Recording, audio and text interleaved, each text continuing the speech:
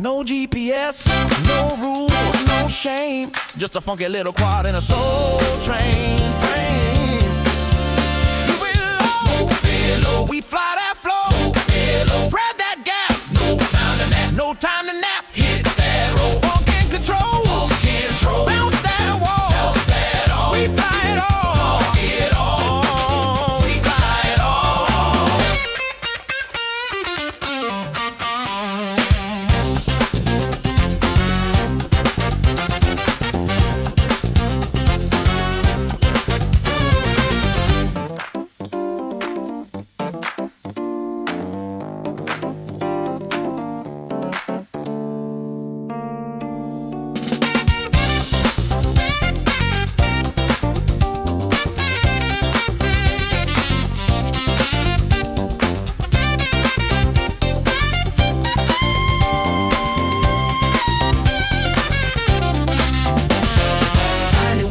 Funky and free, we fly indoors, we fly with glee. Whoop it, loop it, groove it, move it, bounce it, flip it, funk it, rip it, fly that soul, don't lose control. Tiny whoop love gonna make you whole. I thread the needle through the vinyl stacks, bounce off the mirror ball, never looking back. My quad's got soul, it's got style, it's got sass. It dips through the incense like a blast from the past.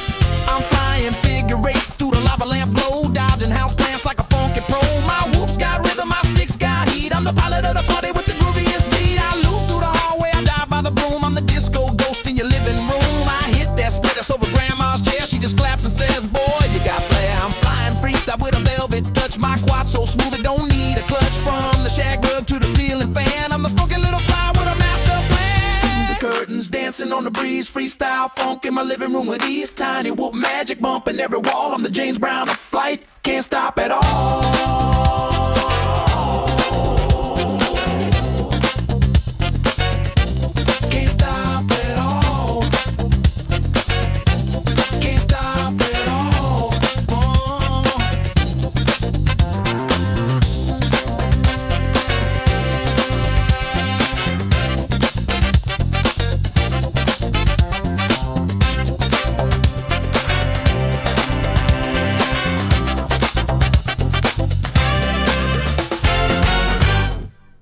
Greetings, my name's Aaron Ciotti. Everybody calls me Ciotti. Welcome to the show. It's Sunday Q&A / episode 1 of Rate My Rig, where I take a look at your pictures and videos of your quads with a list of their components and tell you what sucks, what's good, what's going to break, what's going to be durable, what's going to catch on fire. I just made that up just now. Hey, I've got QAVS Mini extra parts. If you have a QAVS Mini 3-inch or 4-inch, let me know. I'll send this to you for the price of shipping. Bunch of extra body. I think it's everything but the arms. I just want this to go to someone that's actually going to use it. I've also got these. I've got 2 good AMAX Performante 1303 7500 kV motors. If you're interested in them, these are the ones that are that have the 2mm motor shafts where you have to drill the props out. Nobody's gonna want these, but if you do, let me know. So yeah, we're gonna try something new here. Episode 1 of what am I calling it? Roast My Rig. Over on my Discord, which is linked on CiottiFPV.com, there is half the Discord is open to anybody. And we've got like general nonsense, troubleshooting corner, FPV therapy, 3D printing, find a local friend, best of CiottiFPV, events, name the stream. And then there's a Patreon only section, which you're going to have to pay 10 whole cents a day to get access to. My Patreon is also linked over on CiottiFPV.com. It is the absolute best way that you can support me other than buying these t-shirts to remind yourself where you're supposed to land when you're flying. Which is right here. You land right here. It's pointing to your transmitter. You sick fucks. Shout out to my dad, actually, for just having a whole bunch of these shirts made and sent to me. It has CiottiFPV on the back. Yeah, get them while they're hot. I've got 4... There are 4 smalls, 3 mediums, 4 larges, 4 extra larges, and 4 2XLs. And once they're gone, the shirt design will slightly change, depending if they sell. They're on the Etsy store, which again is on the linked on the website. But yeah, join my Patreon. Join lots of people's Patreon. It's an awesome website that actually supports creators and is like one of the more recent things that the head cheese at I can't believe I just said head cheese. That's incredibly satisfying. Over at Patreon said is, hey, we're not going to let AI crawl all your individually created content and turn it into slop.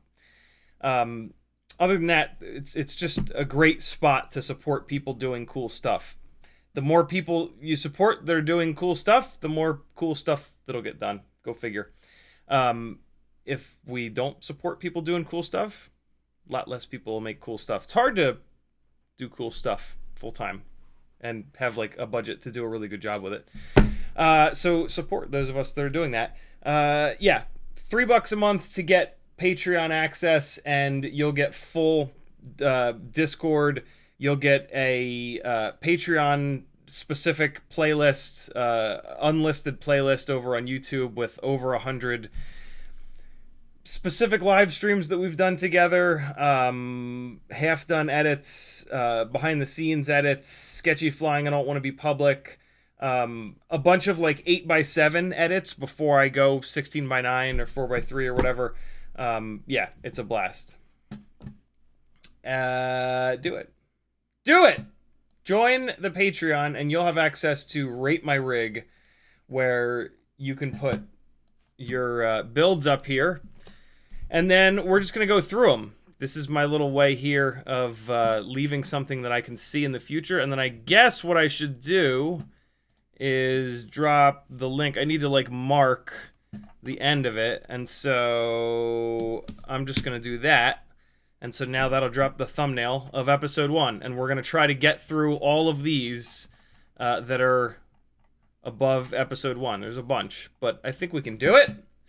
In the chat, Dagul was first, Matthew Wagner was next, YouTube did the thing, Fleemo Fly, the Bruce, Uriel, 2 Taz, FPV Toast, Spaceman Spiff, Uriel Sporny, Frank Dr. Nicholas, Blueback, Dannon, Uke, C2C, Newborn, Fizz, Eloy, Bernard Fox, Uriel, the Bruce, what's up, friends?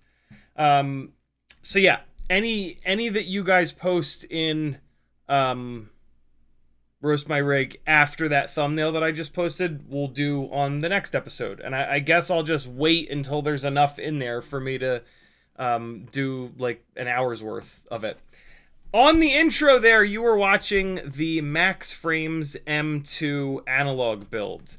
This is HGLRC 12 amp 1 to 2S analog AIO.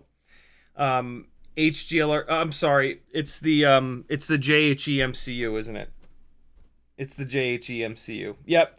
G474 ELRS is the AIO. Yep, there it is. JHE MCU G474 12 amp.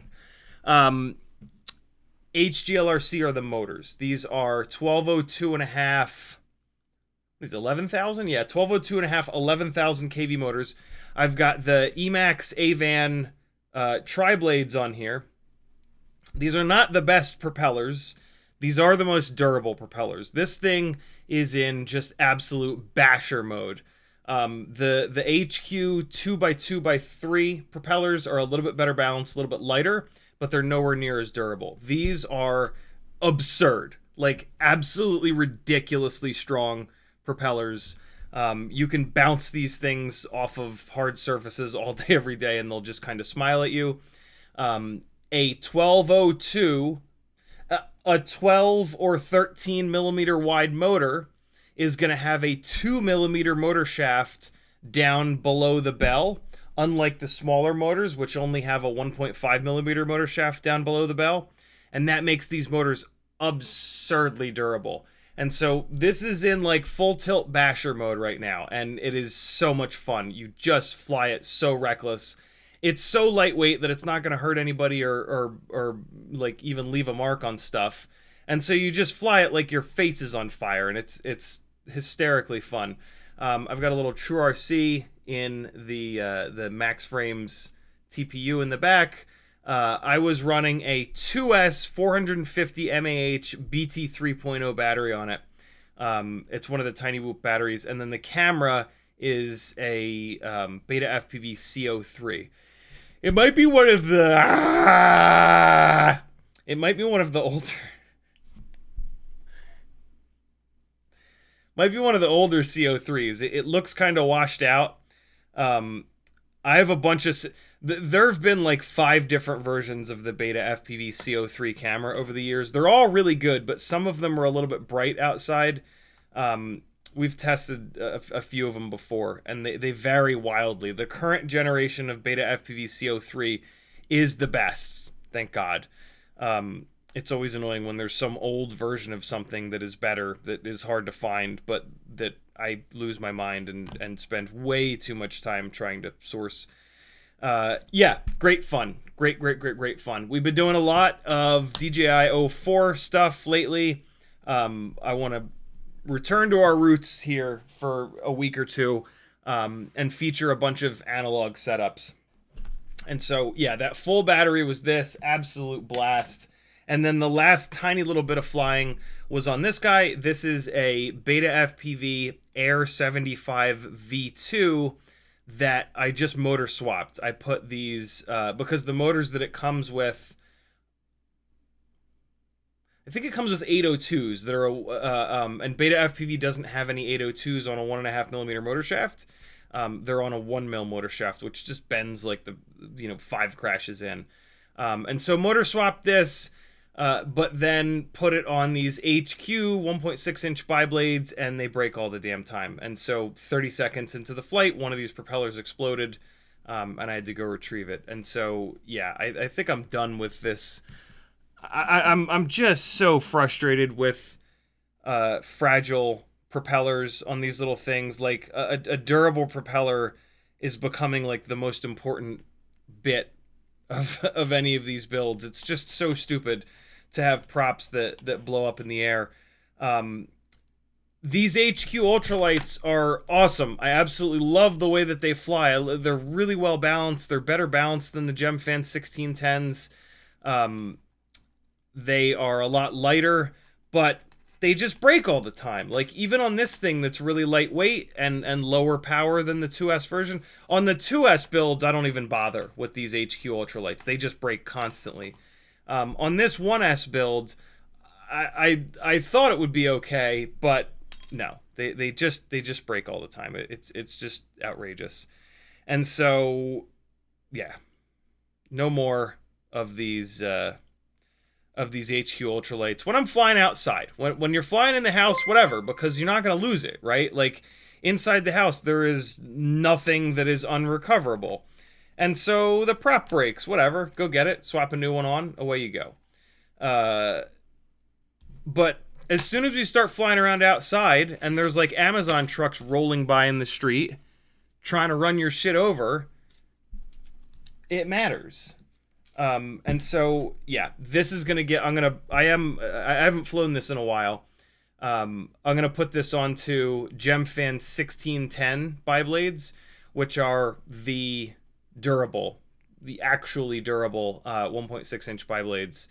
And I'll put it back up in the air like tomorrow. Have a little bit of flight footage for you on the next one. But yeah, this is really fun. This is really fun outside. 1S build, BT 2.0. These Gep RC 1002 25,000 kV motors are about as good as it's going to get. The Beta FPV 1102, 22,000, and 21,000, they're also really good, but these Geps are a little bit better. A little bit more RPM, which pairs really well with the bi-blades. If you want to run tri-blades, then the Beta FPV 1102s are probably a better bet. A little bit of a bigger motor. If you want to run bi-blades, which I think you should, because these ducted rigs outside lack momentum, and so running a bi-blade gives you more slipperiness, more slidiness, which feels better outside. It's the Gemfan 1610s. So yeah, this is a very fun build. If you have a bunch of 1S 450, 550 mAh batteries floating around, If you don't, you should do 2S. These things really, really, really wake up on 2S. Both of mine are over on the table. You have a couple different frame options, the Mobula 7 V3 and the V4. I like the V3. It's like infinitely durable. And then you can run 2S, BT 3.0, 300 mAh batteries, or even 450s, and a number of different motor options, even all the way up to like a 1202. GEP-RC makes a 1202 15,000 kV motor, which would make really, really good power. This motor is not going to work on those two 1.6-inch frames. Those need 3-bolt motors, but if you go all the way up to a 2-inch frame, like the Happy Model Mobula 8, that is a frame that you can bolt 4 or 3-bolt motors to. So that gives you even more motor options. For something like this, but 2S, the motors that I really like are 1003. RC and Power has a bunch of 1003 motors. They've got 14 or 15,000, which are really good. And then I think they even have 18,000, which is an awful lot. But you can always motor limit it down a little bit. So there you go. Dan and FPV with a 5-pound super chat. He says, Goku 12 amp AIO. That is how you donate to this fund here. Hopefully, I can find. Oh wait, no, that's the 12 amp. Yeah. No, the Goku 12 amp AIO is, I believe, the best choice for any of these HD open prop kind of rigs. I've now tried all of the AIOs for it, and the Goku is the only one that's been like totally trouble-free. It's got a USB-C port on it instead of the older USB port, which is great because it's stronger. And yeah, it's good stuff. So I've got a build floating around here with the GEP-RC 12 amp AIO, and here it is. This has the GEP-RC 12 amp AIO, and the Beck that powers the HD camera is not high enough amperage rating to support 04, and so the 04 stays on for like 5 seconds and then shuts off. So yeah, this guy needs a different AIO. So don't get the GEP-RC 12 amp. The GEP-RC does have a 20 amp, which could be better. I have one on the way. There's also the HDLRC 12 amp HD AIO, and I just recently had one of those catch on fire. And so I think the Flywheel Goku is definitely the way to go. C2CFPV, the $4.99 super chat, he says, just because. Thank you, brother. In the chat, type at CiottiFPV to talk directly to me. Danon says, hello, everyone. CiottiFPV, hope you're doing well. I'm pretty good, man. CTC says, hi, everyone. Hi, Ciotti. Hope you're having a great day so far. Hope all is getting better. Uriel says, ooh, sorry, LOL. C2C says, early question, new build. From hover to throttle punch out. Quad dips side to side at first punch. Any suggestions or direction to setting that would cause/help this problem? Flies great after dip. Quad dip side to side. So when I read that, what that means to me is that you hammer the throttle and it goes like this. It goes like side to side all the way up. Or does it just do it once? Like, does it do it once and then go? Or does it keep doing it? Or is it on yaw? The first thing to do is going to be to figure out, is this yaw motion? Is this pitch motion? Is this roll motion? Hopefully you can figure that out. So yeah, tell me more. Sporny says, did a direct soldered Mobula 7 V3 last week. Sucked ass, but flew awesome. Until one solder joint gave up, of course. It's almost like I know what I'm telling you guys. Don't direct solder Tiny Whoops. It sucks. A lot of times the motors don't fit through this part of the frame. It's just a nightmare. The motor plugs with contact enhancer are only 4 to 5% less, or only a 4 to 5%, are adding that much resistance, and that's on a really high-powered quad. That's on a big fetted 12 amp 1102 22,000. Smaller quads than that, it's gonna be even less. And so the difference between direct soldered and plugs will never be more than 5%, is what we can say, and that's just not worth it. It's a pain in the ass. It is less durable in my and many others' experience. It just doesn't. It's not worth it. I have contact enhancer that I sell over on my Etsy store. Pick up a little vial while you're getting this very fun T-shirt, and move on with your life. When you bang up a motor, you'll just buy a replacement real quick, unplug it, 3 screws, slam the new one in, and away you go. You won't have this like annoying thing where you're like, oh, I don't want to pull the whole thing apart. I'll just keep running this beat ass motor and not enjoying myself as much. Yeah, motor plugs for the win, friends.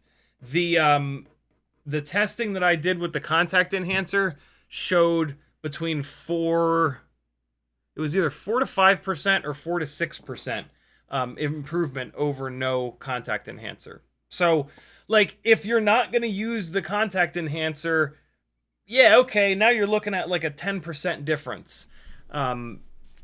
If you're going out to do tiny whoop racing or something like that, maybe that is worth it. Although, I wouldn't want to race with direct soldered motors, because then, like, to replace a motor, it's a nightmare. And racing, you're going to need to repair a lot of motors. I would actually want the plug-based motors for more durability and quicker motor swaps. But I guess you could argue that with racing, you just build 5 identical tiny whoops. But if you don't want to do that, yeah, motor plugs for the win, as always. Uke says, wait, is that a 2S build? Could just run the 04 off VBAT. Yeah, I guess I could. But it has like the nice plug and everything. Yeah, I'm gonna pair this GEP-RC AIO with the probably with the Beta FPV P1, because that's what I had it on, was the P1, and it was totally fine. So I'll probably pair it with that and then leave that together, or maybe I'll sell that, to be honest. Would anybody be interested in I would basically sell the build and then give the goggles away, because the P1 goggles and Aquila 20 were sent to me by Beta FPV, so it's not right to like actually sell the goggles. I would sell the build and then just give you the goggles, unless you already have the P1 goggles. That would actually be the best.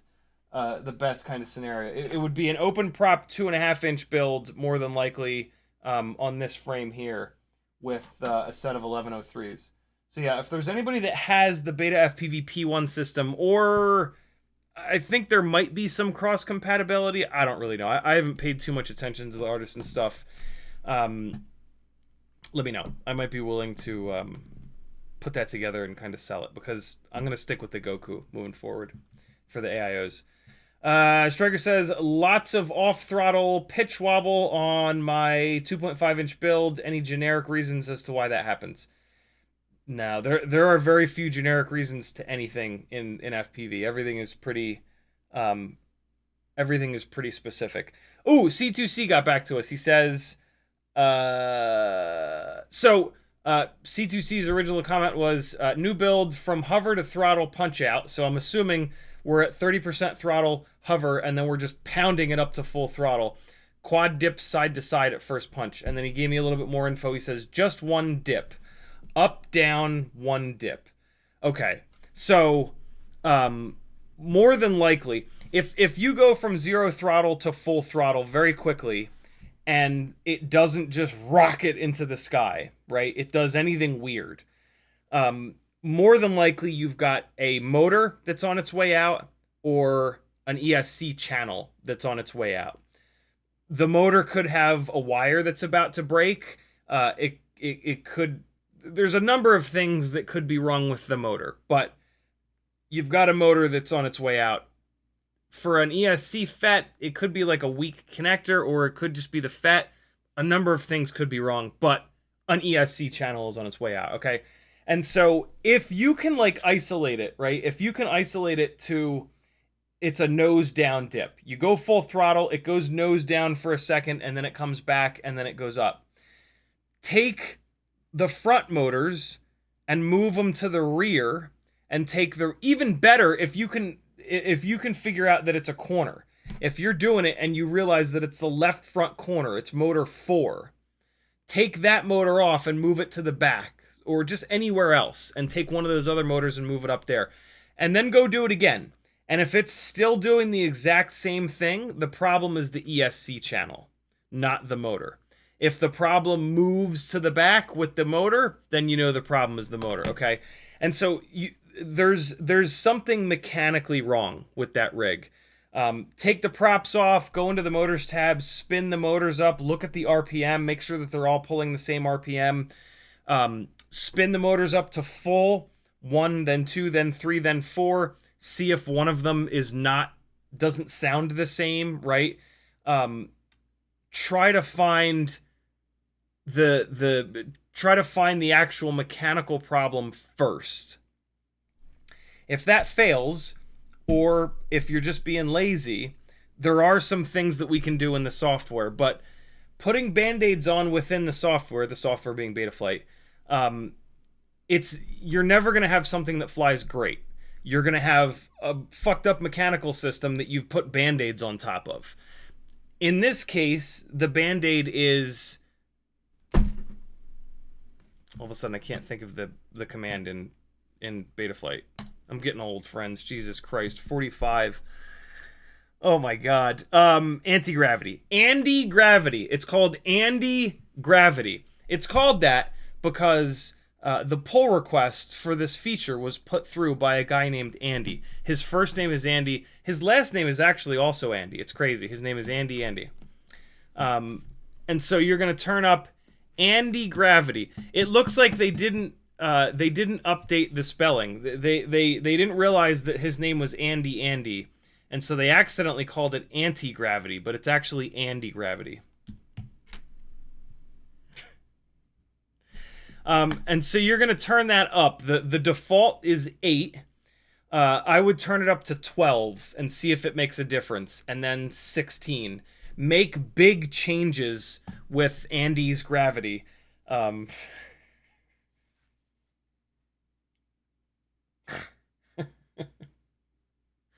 see if it helps the situation. What Andy recommended in his pull request is that they add a feature, and you'll see it in the OSD when it turns on, that it'll say Andy! Exclamation point, exclamation point. It's great. What was I saying?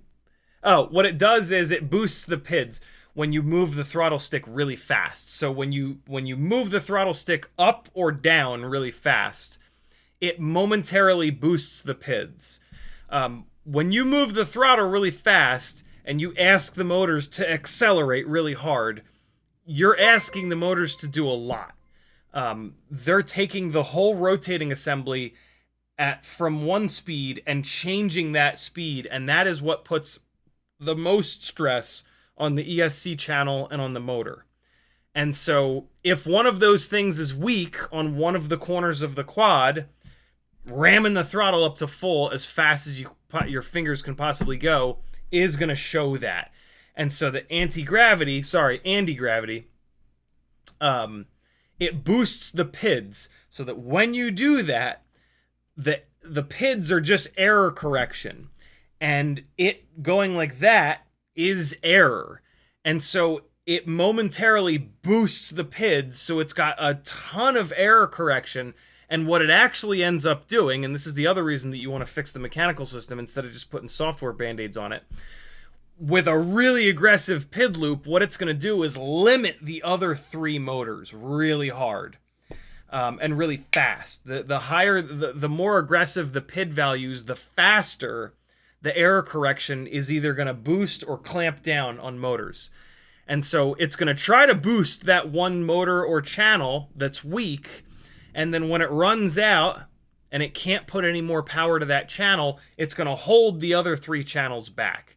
And so with enough anti-gravity, you can fix this problem. But Andy's gravity is not, there's no free lunches in the world, right? And so what can happen is when you pull the throttle down, if the anti-gravity is too high, it can boost it. It's going to boost the PIDs so much that you get like a burst of unwanted throttle. So you'll fix the problem when you go full throttle, and it'll hold the rest of the motors back and it'll more slowly accelerate. But then when you come off the throttle, it will boost the PIDs like crazy.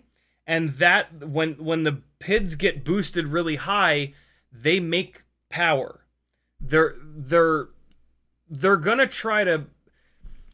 These motors can make much more power than they can break, and so the PID loop always tries to do an even amount of, like, if it gets pushed like this, it's gonna try to break these motors down as much as it can, but there's not much braking force, and so it's gonna break them down to as low as it can, and then if it's still going into error, it's gonna just start making a bunch of power here.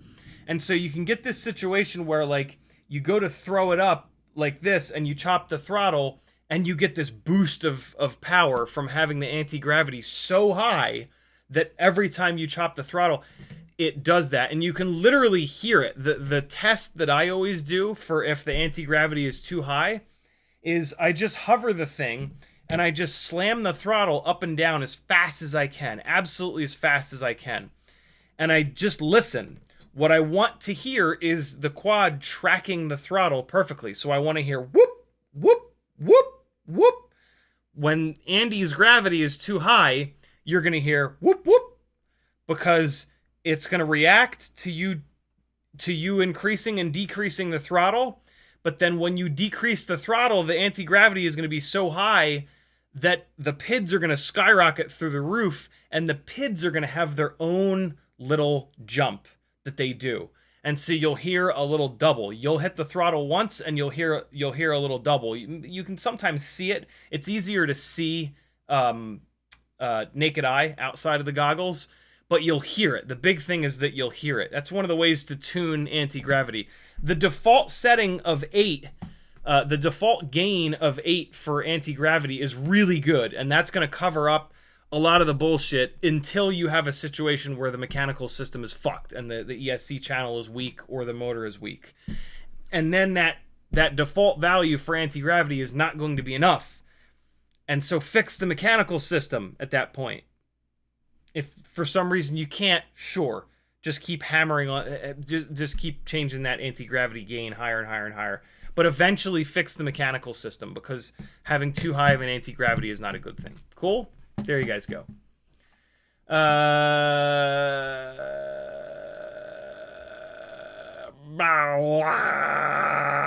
Striker says, no, we got that. Sporny says, just had no AIO with plugs or... Oh, okay. Just had an AI... Yeah. Sporny, he had an AIO with no plugs. He knew it was going to be a pain in the ass, direct soldering. It's good to revisit it sometimes, though, and confirm to yourself that that direct soldering tiny whoops sucks a bag of donkeys.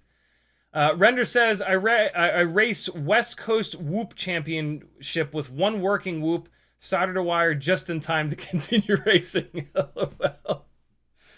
All right, well, I take it back. I take it back. If you want to add some proper drama to your racing, that's how to do it. I actually really like that. I really like the idea of only racing with one whoop on direct soldered motors and just have it, because like it's fucking tiny whoop racing, right? Like, who gives a shit? It's all for fun.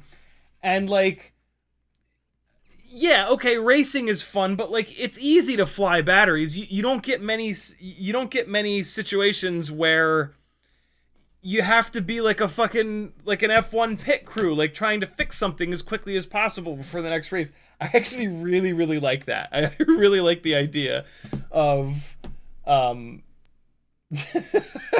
of like handicapping yourself in a way. Because look, that story that Render just if Render had 5 identically built rigs, he wouldn't have a story to tell here, and I wouldn't be laughing about this, and some of you wouldn't be laughing along with me. You know what I'm saying? Like, sometimes, you know, there's perfection in imperfection, maybe, is what I can say here. And so, yeah, don't let my, here's the right way to do it so that you can compete at your best, take anything away from you. It depends on what you want. Like, if that's going to be frustrating and that's going to like ruin your night, then yeah, okay, have multiple builds or use motor plugs or whatever. But look, work on yourself so that doesn't happen. Okay, like talk to go to a talk therapist. Start following therapy-based shit on Instagram or wherever you consume media.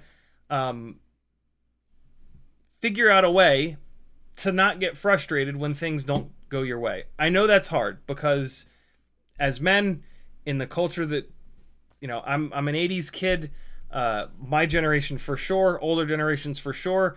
Thank God these newer generations are not being beaten so hard. And kind of ruined mentally. But it's a thing, man. Like, as men, we've been cultured to believe that the only emotion we're allowed to show is anger.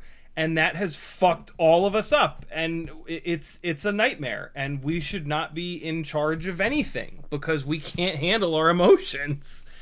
And so, yeah, work on that.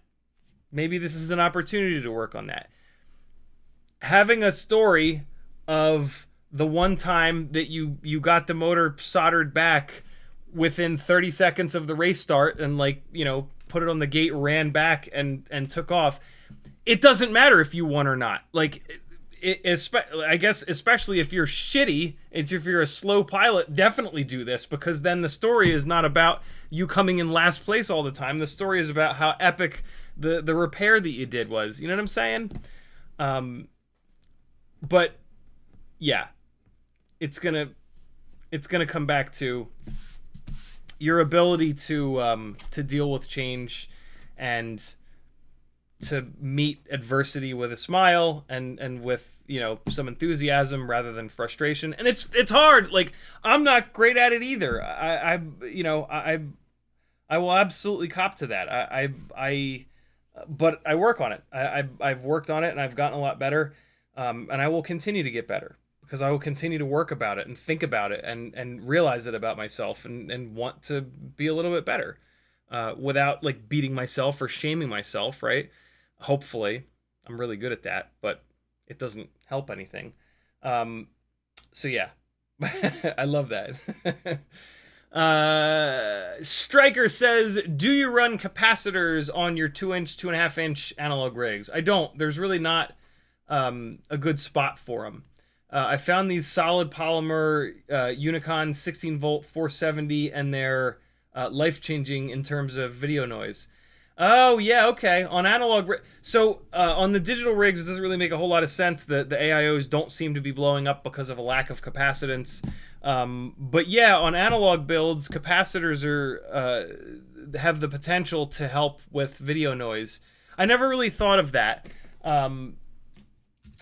But yeah, on these, I don't know. I haven't had that much of a complaint about video noise. Video range, of course, is a problem, but capacitors aren't going to help with video range. Analog is just rough at range. But yeah, there's not a super great place to kind of put them in here. I guess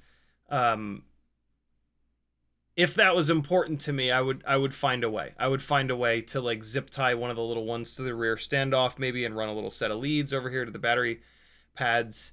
But yeah, good call. If you're going to go really hard on analog open prop stuff in a carbon fiber frame, you will be able to find a spot for a capacitor.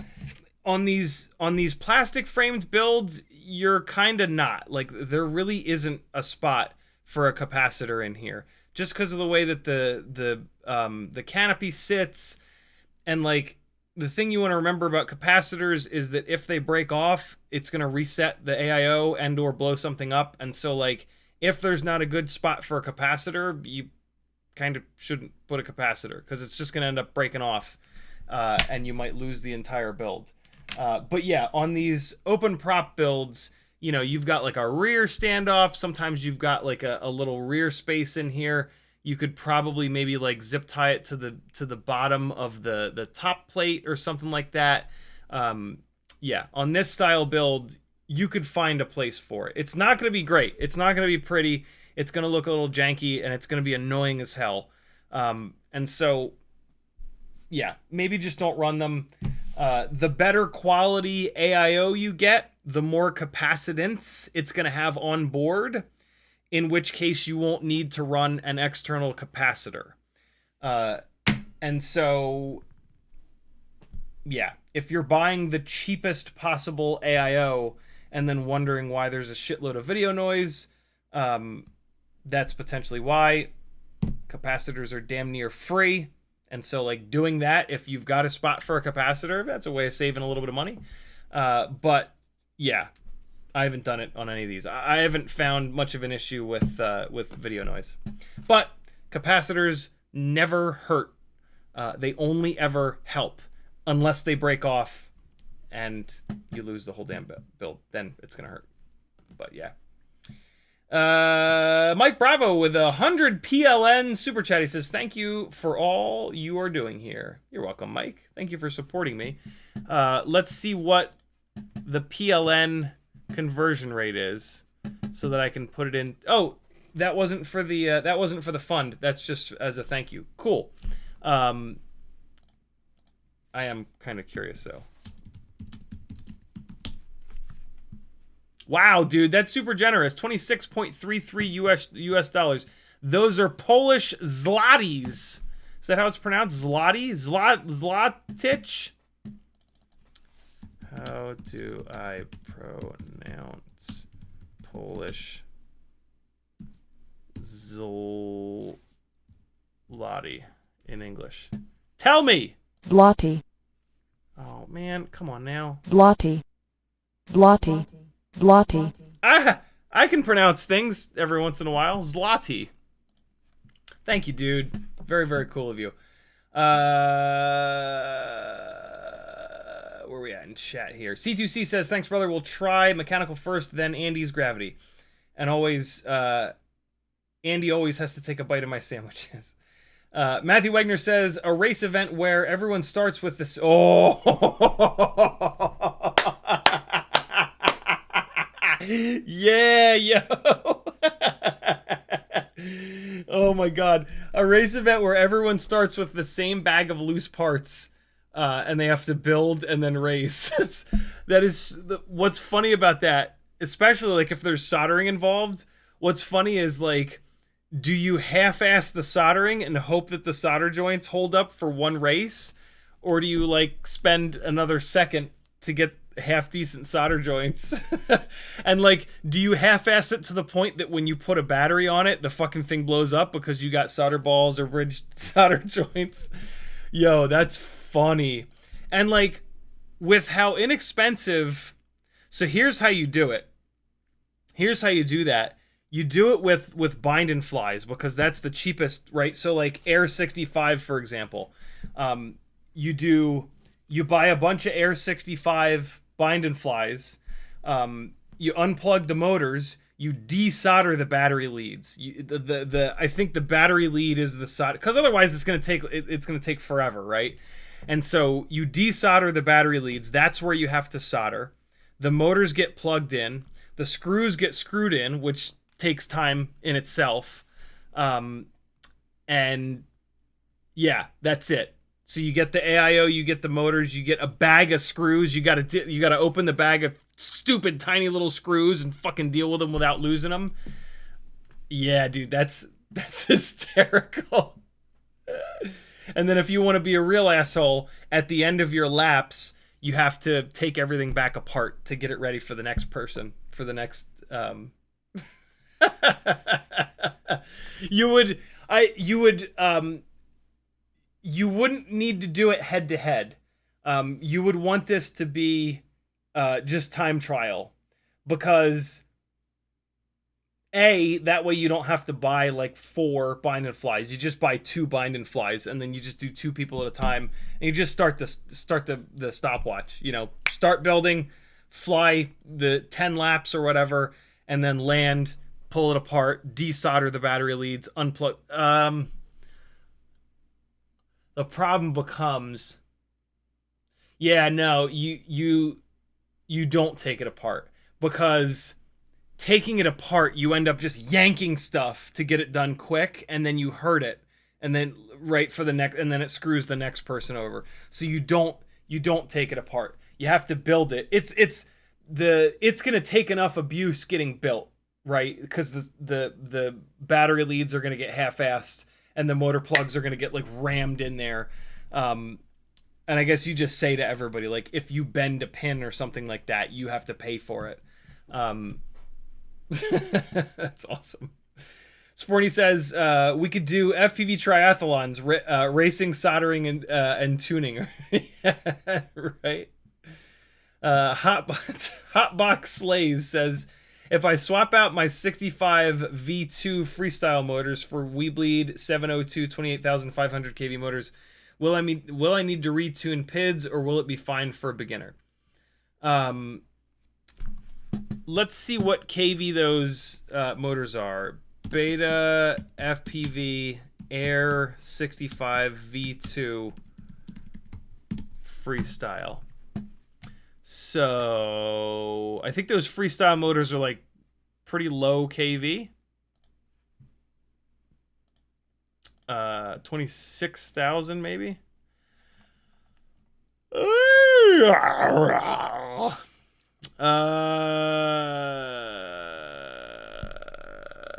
Freestyle motors are 23,000 kV, which is pretty low, but Beta FPV motors are underrated. Happy Model, Weebleed, Tiny Whoop motors are overrated. So a 23,000 Beta FPV motor is going to actually be like 25 or 26,000 kV-ish. And then a 28,500 kV Weebleed motor is actually going to be like 25, 26,000-ish kV. So doing that motor swap is probably not going to gain you anything other than a little bit of extra efficiency. The Weebleed motors tend to be a little bit more efficient. So if you're looking for a little bit of extra runtime, yeah, maybe do that swap. But instead, go with the 32,500 kV Weebleed motors. You can even get them in 1.5mm motor shaft, which is a really big deal. You're not going to be able to use your existing props, but there are some good new props. And so you're looking for the Screamers? It's the Screamers. Here you go. These are the ones. Weebleed 1.5mm 0702 32,500 kV with the 1.5mm motor shaft. And so now your motors are pretty much indestructible. And then for the propellers, the prop that you want is the 1219 Gemfan 31mm 1219, the specific one for 1.5mm. This one here. They have them in red and red and red. So you're going to get red. And so yeah, get these propellers. While you're at it, you might as well also get the other props. Those are the props that you're going to like. I'm just going to be really honest. But since it's silly to not have more than one prop because it's a couple extra bucks, there are these special edition Gemfan biblades, and also now you've got a biblade and a triblade, so they are going to fly differently. These bi-blades here, you can get them in black, green, or red in the 1.5 millimeter shaft. These are 12-10, 1.2 inch diameter, 10 pitch. And so snag a couple bags of these while you're at it so that you have two different prop options. There is one more 1.2 inch prop for a 1.5 millimeter motor shaft, but you don't want it. It's no good. It's this old school Gemfan tri-blade here. It's really heavy. It's really way too low of a pitch. And so it's not good. But technically, yes, there's even a 4-blade. It's even heavier. You don't want it. But those are all of the 1.2 inch prop options that have the 1.5 millimeter motor shaft. And so now your question becomes, will I have to retune for these motors? Maybe. It depends. It depends on how aggressive the PID tune is. Probably not. You will probably not have to retune. If you do have to retune, though, it's incredibly simple. You're just going to grab the master multiplier down here. This master multiplier is going to be at, well, it doesn't matter where it's going to be. It's going to be at like 1.0 or 1.2 or something like that. You're just going to grab it and move it down. That's it. If it's at 1.0, you're going to move it to 0.9. You're going to fly the rig again, see if it's acting okay. If it's still acting weird, you're going to move it down to 0.8. You're just going to keep moving that master multiplier down a little bit at a time until the thing is fine. But more than likely, even on those 32,500 kV motors, you will not have to retune. And what's going to be really nice is you're going to have that 1.5 millimeter motor shaft, and so you're going to be able to beat the living daylights out of that quad, and you're never going to bend a motor shaft. You're going to bend propellers, of course, but you're never going to bend a motor shaft. And props are really cheap and really easy to replace. Motors are a little bit more of a pain in the ass to replace. So there you go. That's what you do, friend. Good question.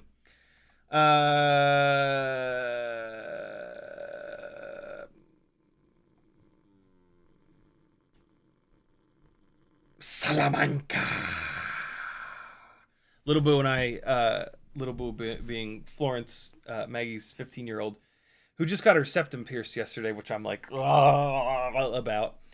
Her and I just finished Better Call Saul, and we've moved on to Breaking Bad. It was we hit the halfway point in the last season of Better Call Saul, and I was like, ooh, that was a little bit of a spoiler. Ooh, that was a little bit of a spoiler. And so I went on the internet and I searched for, like, if watching them in chronological order, when should I switch from Better Call Saul to Breaking Bad?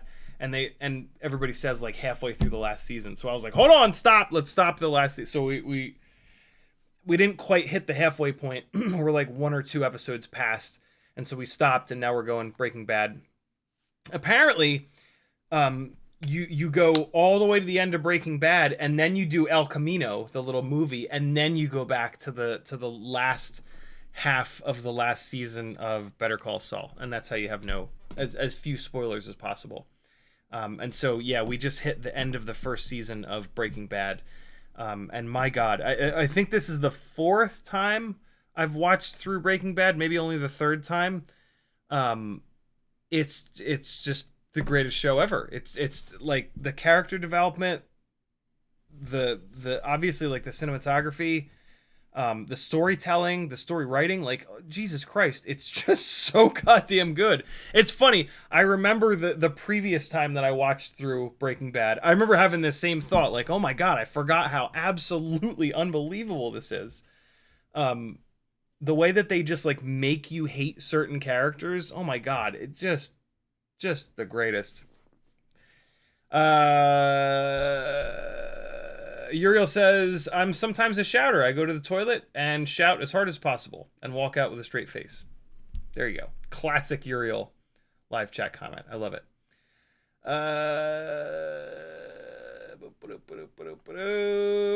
Matthew Wegner says, would super glue be better than motor bolts? Now I want to know how much cheats you could get away with.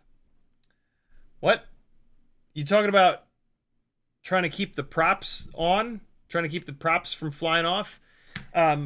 If you're going to use super glue, don't super glue the prop onto the motor.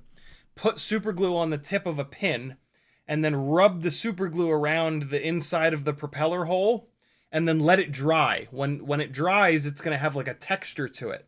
And then you put that propeller on, and there's going to be a texture in between the motor shaft and the prop. When you take that propeller off, you're going to lose most of that super glue. You can usually put it back on once and it still won't fly off, but then that second time you take it off, all that super glue will be gone. You got to redo it. I think that's maybe the answer to your question. Mudderton says, Matthew Wagner sounds like... Oh. Yeah. To build the quads for the race. Yeah, no super glue. But Erickson says, sounds like that might mix well with our sub 250 5-minute enduro class race. Dr. Itch says, I think it's Dr. Itch. In my mind, it's Dr. Itch because that's funny to me. Z Dr. Zerdich, actually it's Zerdich, isn't it? Zidrich, he says, you try to get as many laps down as, many laps down as possible. Oh, I thought you were saying something else. Take the quad apart, and the other pilots get their timer start as soon as the battery starts charging. Once it's done charging, they have to fly. Yeah, there's all kinds of... I thought what you were saying is you do as many laps as possible before it falls apart. If you do a really shitty build, you'll only get like 10 laps before it falls apart. If you build it clean, you can get 100 laps or whatever. But yeah, you could build it clean enough that you run it forever. But yeah, there's all kinds of funny stuff you could do. As that, you could do like relay race stuff where like there's a team and like, you have to take yours apart, and then you can't half-ass it when you're taking it apart because you'll screw your teammates over, right?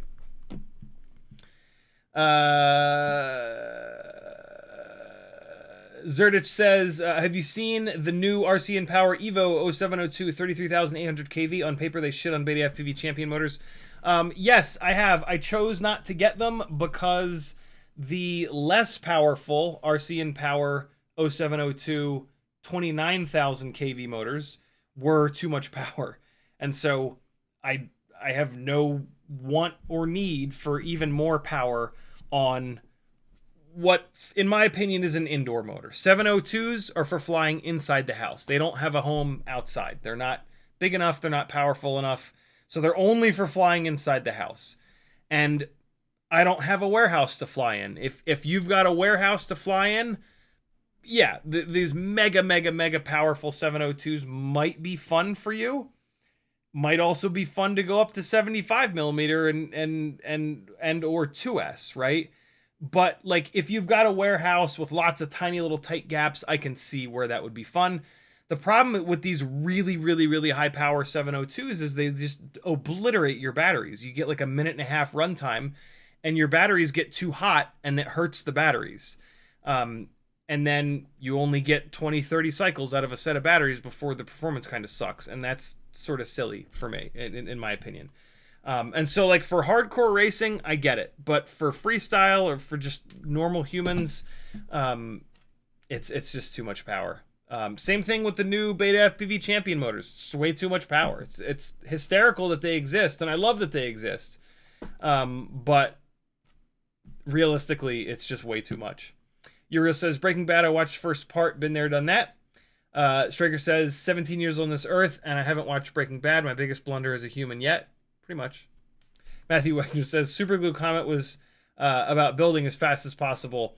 Race event idea. Like if you started a timer and I started building, fly a massive hot glue / floss, but go first, right?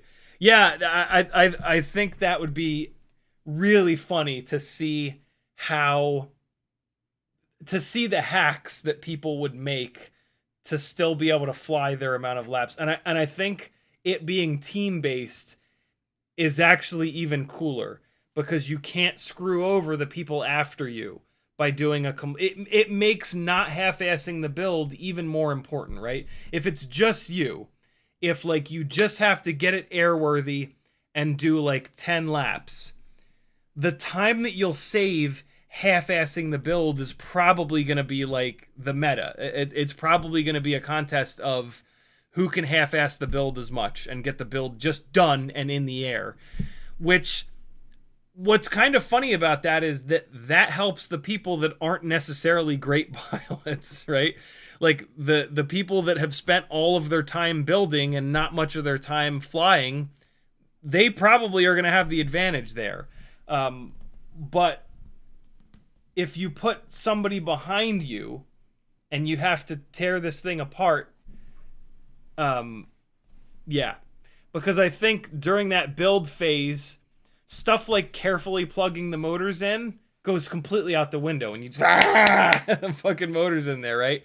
And so if there's some element of you can't wreck this thing, I think that's going to make a really big difference.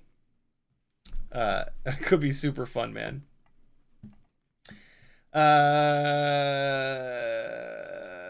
Uriel says, I am Dutch. We are a narco state. I know that some solutions, so it's dangerous. Habitat over here. I laugh with Walter, but gives me the real vibes too. I say go for Bollywood is also ... Zerdis says the new RC Power 30,800 is more efficient than the 31,800. I think he meant to type 29,000. And the 30,000 kV Beta FPV Racing, okay, more efficient than them. But yeah, 71 thrust to weight ratio, 65 millimeter whoop is crazy. Yeah, it's, again, for like warehouse, for sure. Super fun. But most of us don't have a spot like that to fly in. A windless spot that's massive, right? Flemo Fly says jalopy whooping. Hell yeah. All right, I'm caught up on chat. Feel free to keep asking questions, but we are going to get into Rate My Rig. And that means I need to find the OBS or the Discord window. Where the hell did it go? There it is. All right. Discord window is up. Let's come over here. And so again, if you're joining late, one of the perks of joining my Patreon for 10 whole cents a day is that you're going to get full Discord access, and you're going to get access to all of these Patreon-only channels here. Patreon Hangout, Livestream Live, Roast My Rig, CiottiFPV Reacts, Toothpick and Whoop, Micro Brushless, Cinewhoop, 5-inch Mini Quad, Schlong Range, HD Master Race, Video Collective, Swap and Shop, All FPV Retailers, Stick and Dick Ends, and hashtag 6 batteries. And so in Roast My Rig, you guys can put pictures and videos and component lists of your builds, and I'll tell you why I think they suck on live streams. Also, feel free to include any like durability info. You know, this is my 4th set of these motors and they never break, or this is my 4th set of motors because they always break. And while you're over on CiottiFPV.com, on my Etsy store, there is this brand new t-shirt that my dad very amazingly had printed, reminding you of where you should land, right? Land right here. Land on your transmitter. Just tells you, it's just a reminder. Land here, friends. There is a very limited number of these shirts, so if you want one, go snag one sooner than later. There's basically 5 of every size, other than, I'm sorry, there's not 5 of the 2X, because I took one of the 2Xs out to send to my dad. And so, yeah, there's 4 2Xs, 5 XLs, 5 larges, 4 mediums, because I'm taking the other one, and there's 5 smalls. Get them while they're hot, friends. All right. So, first up, we've got Mick Mucus, and he put a video in here.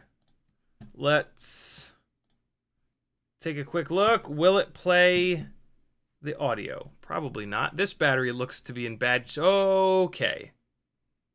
I looked at the battery first for the quad. What the hell happened here, brother? So the propellers are why are the propellers all melted? What the fuck happened here? That's a Tiny Whoop BT 3.0 battery. We've got no audio, unfortunately. Wowee. I'm trying to see what AIO it is. So these propellers suck, for the record. I was super excited about these props when they were first coming out, and then I ran them, and they are not well balanced, and they flatten out, and they don't really make good thrust. So these propellers might have been a part of the problem here, actually. because they're not well balanced, and they could have caused a whole bunch of vibrations that got the AIO awful hot. Man, there's not a whole lot survived here, Mick. This is what a goddamn crime scene. I can almost see what motor it is. It looks like it says Beta FPV. Yeah, it definitely says Beta FPV on that motor. I can't quite see the KV of the motor. It looks like maybe it's like a 1002 or a 1003-ish sized motor. This is a 2S battery, and so like maybe it was like an 18,000 kV motor, which is too high for 2S on especially on an unbalanced 2-inch prop. So maybe that's why it caught fire. This is not BT 3.0. This is XT30. Sorry. So yeah, that might be a part of the problem. Jesus, bro. Looks like you lost the camera as well. TPU is all trashed. Oh, here we go. Apex 2-inch racing frame, X14 AIO, Beta FPV 1103 14,000 kV motors, O3 camera, CO3 camera, not DJI 03 camera. TPU canopy has caught on fire twice. Gemfan tri-blades. The X14 is hella fragile. The X12 seems to hold up better. I gotta be honest, man. That you're asking that AIO for a lot. Interesting that the X12 has held up better for you than the X14. The X14 is a little bit annoying in that you have to run the new versions of Betaflight. And like we know that the X12 is a known quantity. It's a good AIO. The X14 is a lot newer, and so like if given the choice between X12 and X14, I'm gonna go with the X12 because we know that it's good. And Jesus, it's caught fire twice. What the hell? Yeah, 1103 14,000 kV motors on 2S on 2-inch propellers. That's a lot. These Gemfan tri-blades are like 2009, I think. They're very low pitch, and so good choice on these propellers because these motors 14,000 kV on 2S is a lot. I wouldn't be surprised if those motors being a lot and then having the unbalanced propellers that flatten out, I wouldn't be surprised if that's part of the problem here. Go to the HQ 2x2x3. Try those props. Those are the best balanced of the 2-inch props. They look like this. They're these guys. Yes, they're a lot more pitchy. And so maybe initially put like a motor limit. Throw like an 80% motor limit at it. And then throw these props on, and it probably won't have enough power. But just do that just to make sure that you don't cook another one. I think you're going to like these props a lot more than those. Yeah, those Gemfans that you have on there are rough. These are no good. These props are no good, in my opinion. Way too low of a pitch, not balanced. Give a better balanced prop. I did a whole live stream about 2-inch propellers, and we looked at the balance of all of them. And the HQ 2x2x3s were absolutely the standout. The Gemfan 2023S was okay. It wasn't great, but it was okay. The Gemfan 2015 Biblade was okay. It wasn't great, but it was okay. And then there was one more. There was one more 2-inch prop. Oh yeah, there's the Gemfan. If you want to do another low pitch option. Oh wait, no, I'm thinking of the 2.5. Yeah, no, those are it. Those are the ones. HQ 2x2x3 is the 2-inch prop to go with, hands down. And then the Gemfan 2023, there's two versions of the 2023. There's the 2023S with no T-mount holes, which is a little bit lighter. they'll probably be better than those 2009s or whatever the hell those are that you have on there.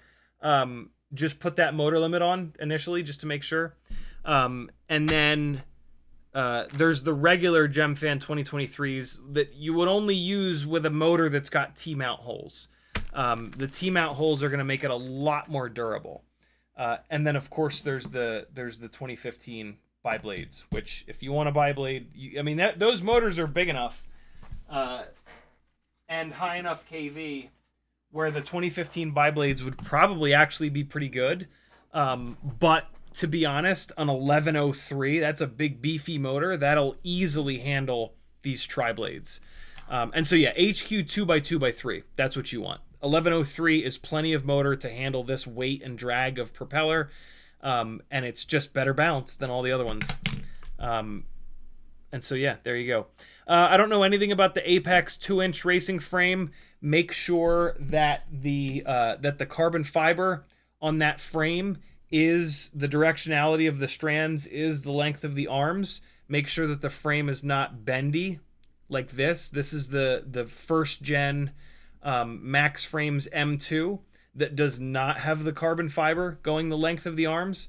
And so it's very bendy like this. When frames are flexible like this, that can vibrate and that can feed into the PID loop and cause all kinds of issues like them catching on fire.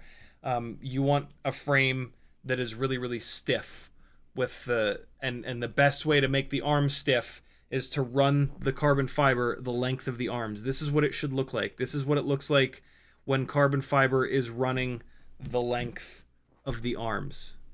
This is what the weave should always look like down on the arms. It should always look like that. You can kind of see the strands. The strands are going that way. See the directionality? It's not, you're not looking for this. This is in between the strands. You're looking for the actual strand. The strands go like this and like that, and then they weave and weave and weave. And so those strands are what matter. Good one, brother. Sorry to see electronics die like that, though. Doodlefish!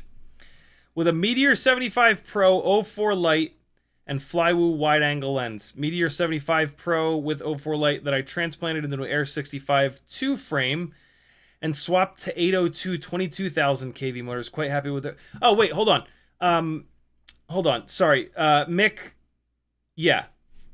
Motors are fine. The size of the motors and the KV of the motors is great.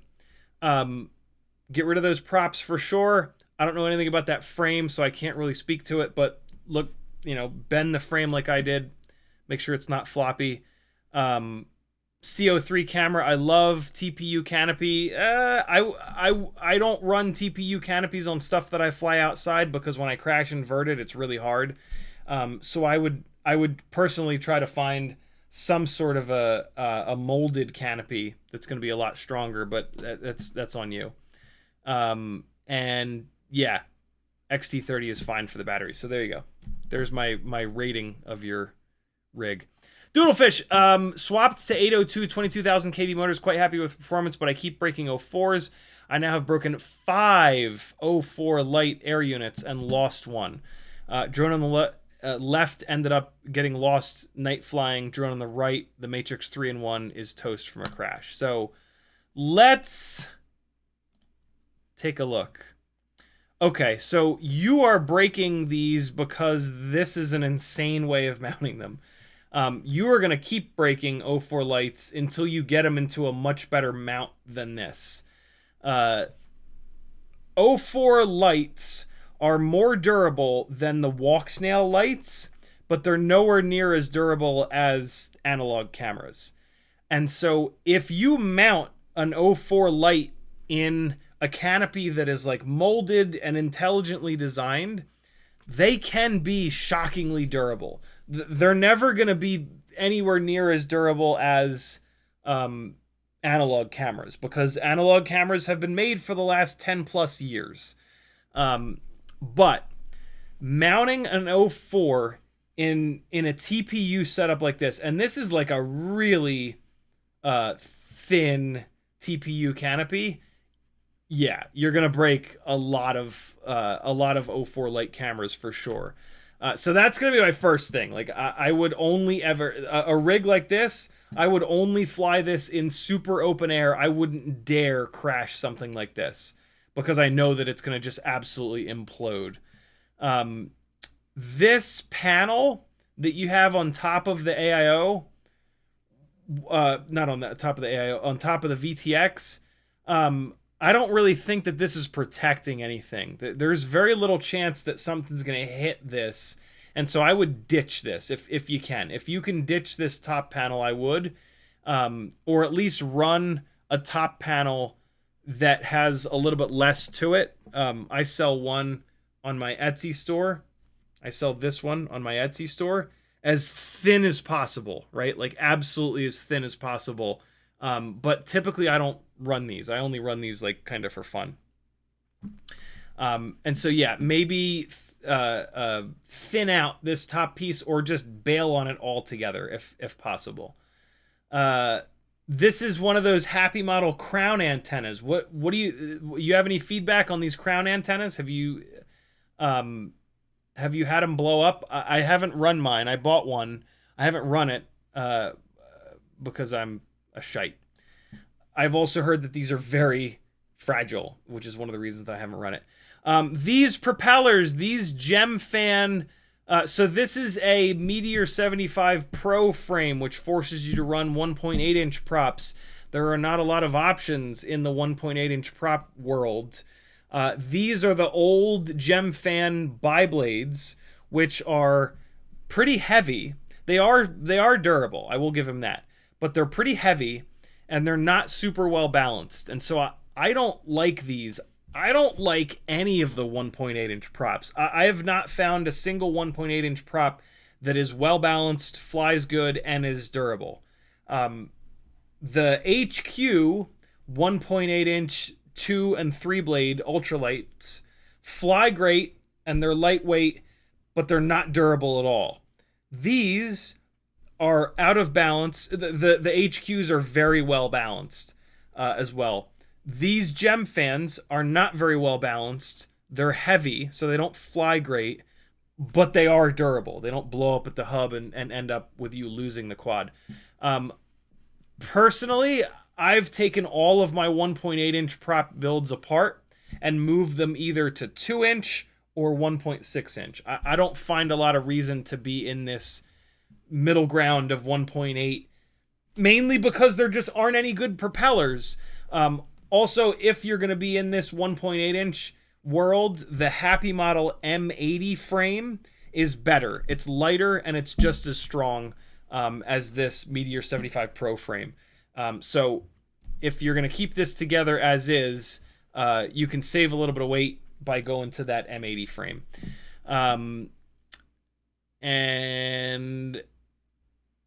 These are the Beta FPV 1102 motors, and they're great. These are a great set of motors, so you can. I would absolutely keep these motors. Is this? Did you say if this is 1S or 2S? I'm thinking that it's 1S. Oh, for a light flywheel wide, 75 Pro for light transplant. We're gonna get to the smaller frame in a second. Yeah, so I don't know if this is 1S or 2S. I can't quite see. I'm gonna assume that it's 1S though, and these are either tied for first place or second place best motors for a build like this. The other option for a build like this is going to be the Gep RC the Gep RC 1002 25,000 kV motors. Those Gep RC motors would be absolutely awesome if you were to move this down to a 1.6 inch frame. These 1102s are going to be really good if you move this up to a 2 inch frame. And so, yeah, there you go. For the love of God, figure out a camera mounting solution. Here's the problem. This, I know why he's done this. He's done this because this is lightweight.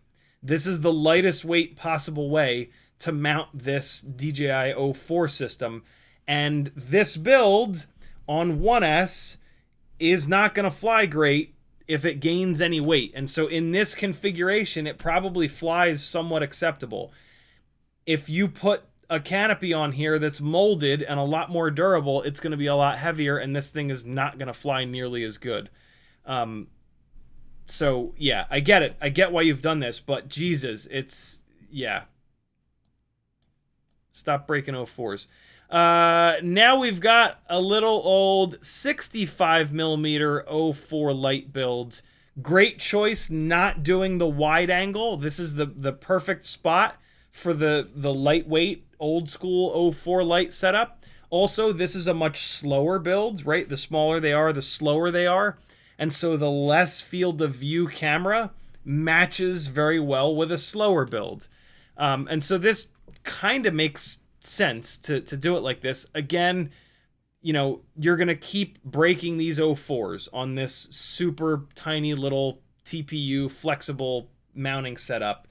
And so, yeah, that would drive me crazy. I wouldn't be able to handle breaking 04s this often. But this has been done to keep the weight down as low as possible. The 04 light on a tiny whoop is a shitload of extra weight. And so I get why this was done, but yeah, I'm always going to go for durability over lightweight and then breaking $120+ camera systems over and over again. Even if sometimes DJI will replace them and repair them for free. These are old school, very pitchy Gemfan props. These props are durable, but they are very heavy and they are not very well balanced.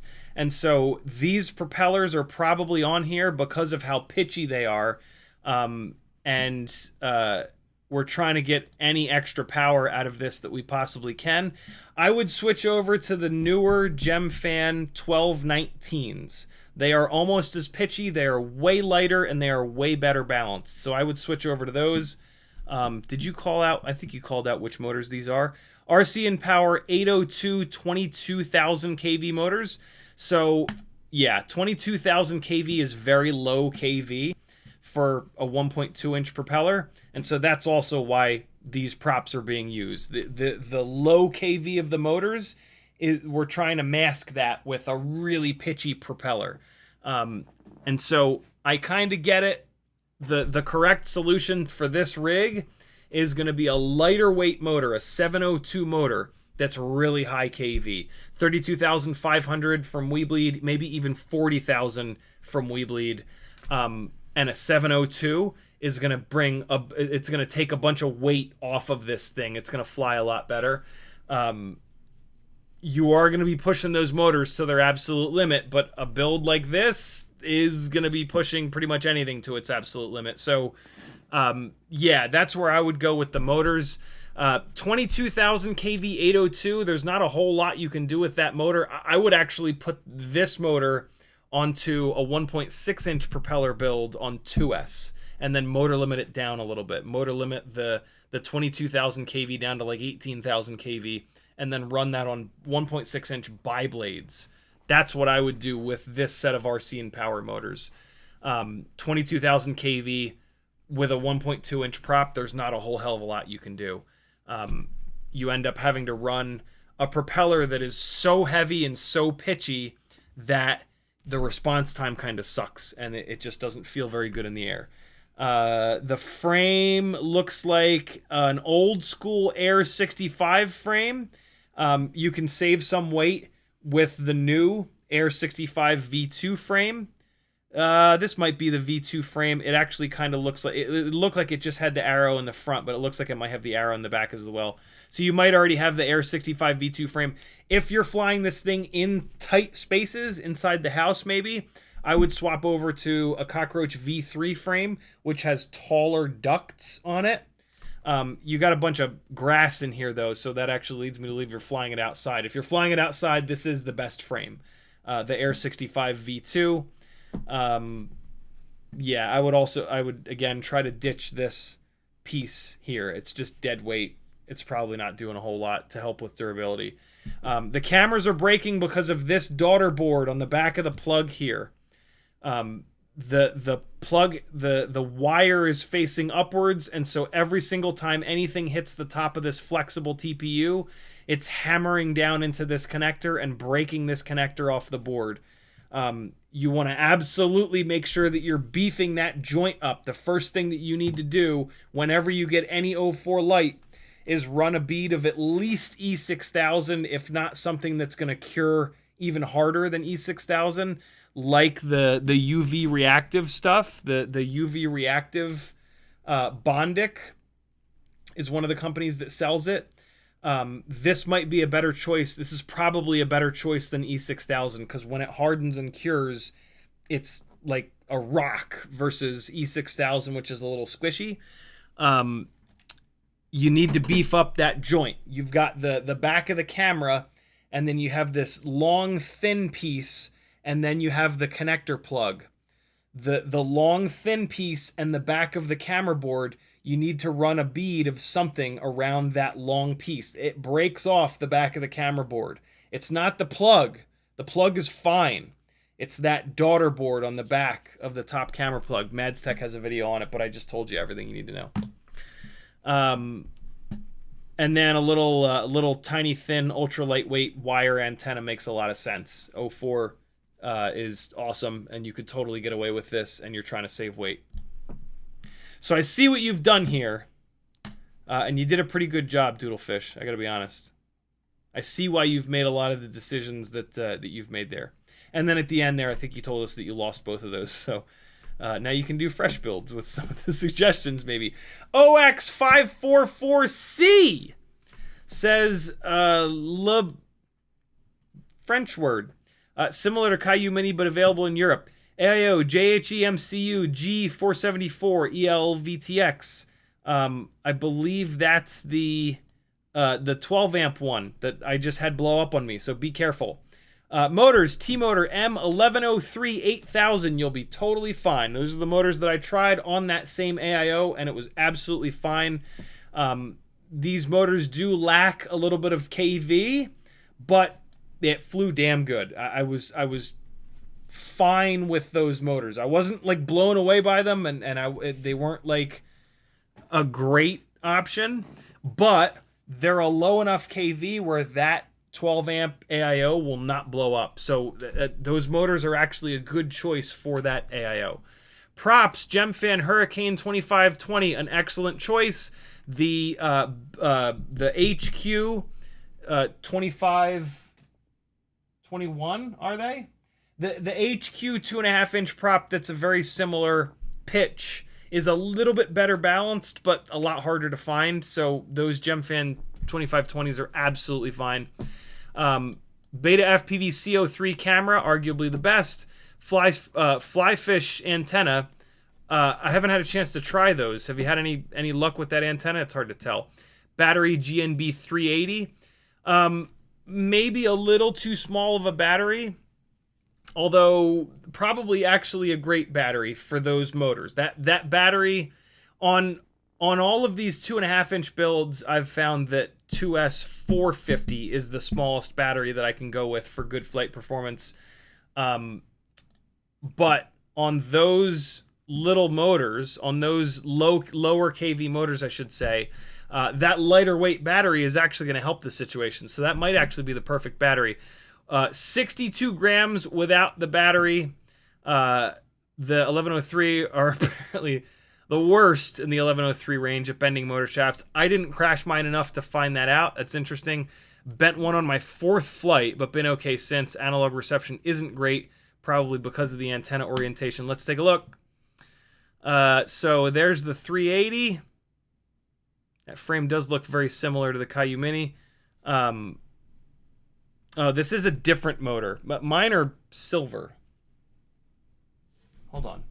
Where are they? I've put them away. Whatever. Maybe this is a little bit of a different motor. I thought I did have that same motor, though. This is a funny little devil horn on top of the camera. I actually kind of like that. Oh, and you're using that really cool felt shrink wrap stuff. That's pretty slick. You're using your T-mount screws, which is great because that is going to help with the motor shaft not breaking above the bell. But this is an 11 series motor. This is an 1103.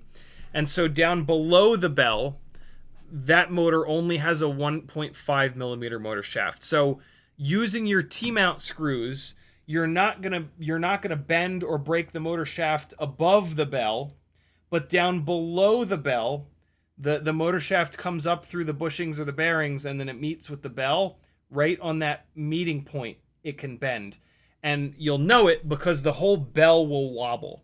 So these 1103s and 1003s and 1102s, and much less the 1102s and 1002s because they're so much lighter, but the 1103s, the 1103s and the 1003s, they're heavy enough, they're powerful enough where it can hit hard enough to bend that motor shaft down below the bell. And then all you got to do to check that is to go into Betaflight and spin in the motors tab and spin the motors up as slow as they'll go. And then just look at it from the side and you'll see the bell wobble. And YouTube has had a memory leak forever in their live streaming. And so at some point here, YouTube will crash and that will fix all of this stuttering. There is nothing I can do about it. It is YouTube being shitty. So I apologize for the stuttering, but I'll keep this screen up and you probably won't even notice it. Yeah, nice build, man. I mean, this could probably be cleaned up a little bit here. You could also completely lose your mind and run some of the 2 to 3S ARM LEDs, which are very, very cool looking, but a complete pain in the ass to install. It looks like this is the ELRS antenna. This is bad. You got to fix this. Never put an antenna right next to carbon fiber. RF will almost completely be blocked by carbon fiber. You would do better with this going either straight up and just push it up against the side of the battery loop here, or you might even be able to run it forwards and like glue it to the side of the TPU here. But regardless, you got to get this antenna away from this carbon fiber. This is rough. This is probably the ELRS antenna. It's definitely the ELRS antenna. I can't even see the video antenna to be able to try to help. You said the video reception kind of sucks because of where the antenna is. The fact that I can't see the antenna is a part of the problem. You want to be able to see the antenna. The best way to get better RF reception is for there to only be air in between the antenna and your goggles. And so for your video antenna, which is the most important, you want that up at a 45-degree angle on the back. Come on, YouTube. Just do the thing that you do best and crash, you bastard. Yeah, you want the antenna up in clear air so that, like, almost regardless, you can see it. The best way to test how good your video performance is going to be on any quad is to just hold it out in front of you and just spin it around and see how often you can see the antenna. There are going to be orientations where you can't see the antenna. I can see it, I can see it, I can see it, I can still see it, I can see it a little bit less. Now I can't see it if I'm you, right? And so in this orientation, the video quality is gonna be shit.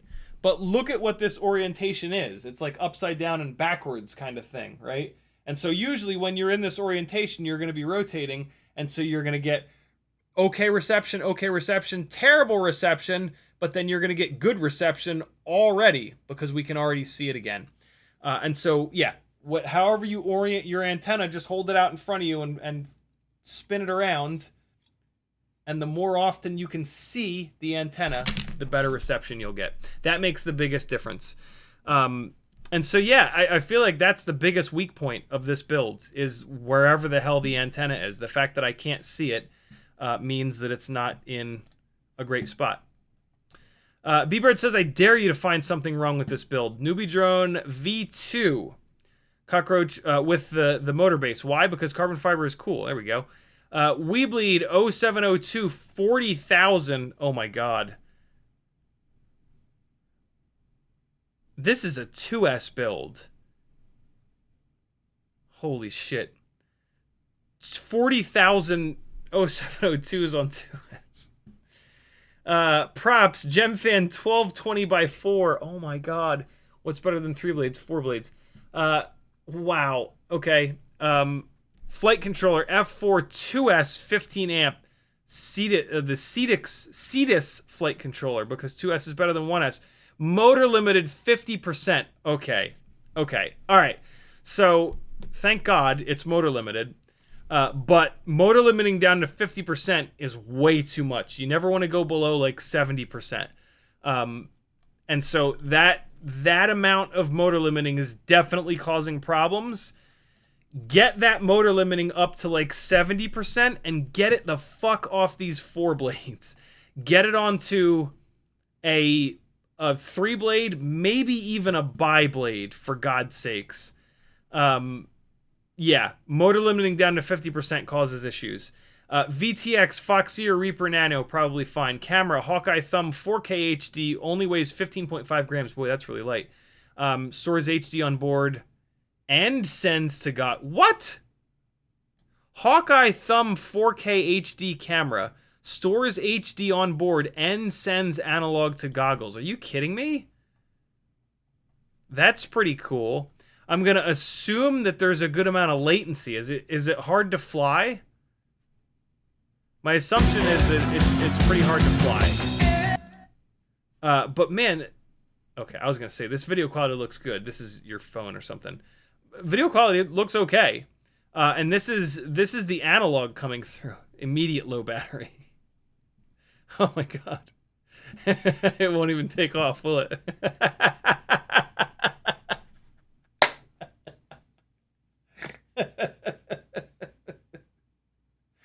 Was that full throttle? 70% throttle, 80%, 86, 90%, 90. It won't take off at full throttle.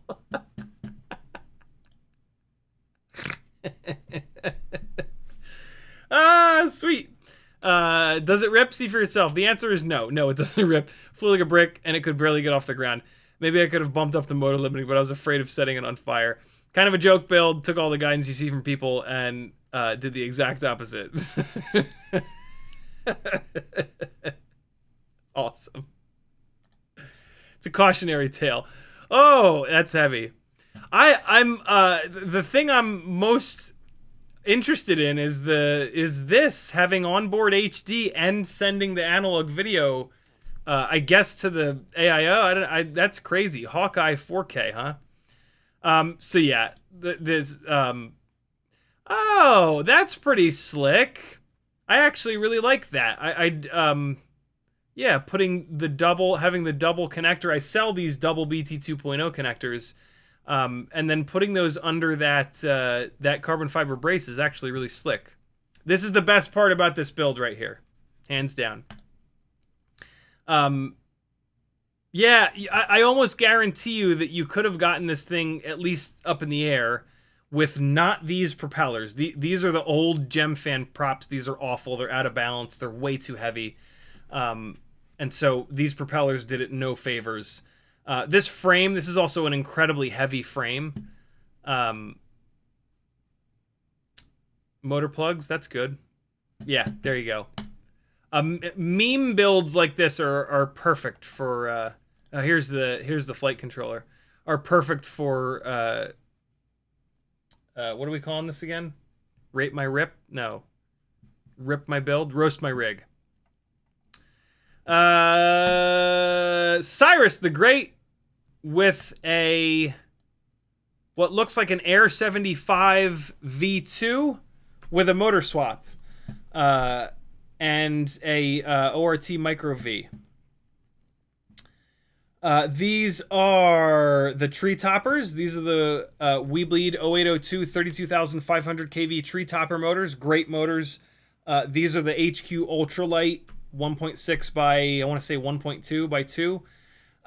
I'm sure that this flies great. I'm also sure that he's getting tired of these propellers exploding at the hub. This is the Air 75 V2 frame. This looks like Sunlu Silk TPU, which is interesting. That's a much higher durometer TPU. I wonder if this TPU being stiffer makes it not destroy these CO3 cameras as often. Yeah, this is very similar to my I almost have this identical build that I tried to fly, but the propeller blew up midair. But instead of the tree toppers, I've gone with the Gep RC 1002 25,000s. This build had those tree toppers on it. I sold an almost identical version of this build with the tree toppers because I liked these Gep RC motors a little bit better. But the tree toppers are awesome. This thing was great on those exact motors, and so I am certain that this build absolutely rips. I would go to the Beta FPV molded Air V2 canopy over anything 3D printed, although I don't know. This Sunloose Silk Burgundy TPU is definitely stiffer than the TPU that I use, which is the standard, like, good old fashioned. God damn it! I can't think of the brand all of a sudden. I'm losing it, friend. Sane Smart. This canopy design with the Sane Smart softer TPU would blow these cameras up left and right. I've had pretty good luck with the molded Beta FPV Air canopy. It doesn't last forever, but it lasts long enough. And yeah, it works pretty good. Great antenna, BT 2.0. Yeah, I'm sure this build flies awesome because I've had pretty much identical, and it was great. The Bruce CL2 bus frame. Oh my god, the Rotor Riot CL2. This frame sucks, dude. Throw this frame in the river. This frame is so heavy and at the same time so fragile. And I also think I remember it having vibration problems. So yeah, if this is your main 5-inch rig, you deserve a much better frame than this. This was, from what I remember, this was like an over 100-gram frame that was significantly weaker than like the 50-something gram FPV Cycle Glide frame. You deserve a much better frame than this, brother. Throw this in a fucking fire where it belongs. What else? Vanny. Oh, interesting.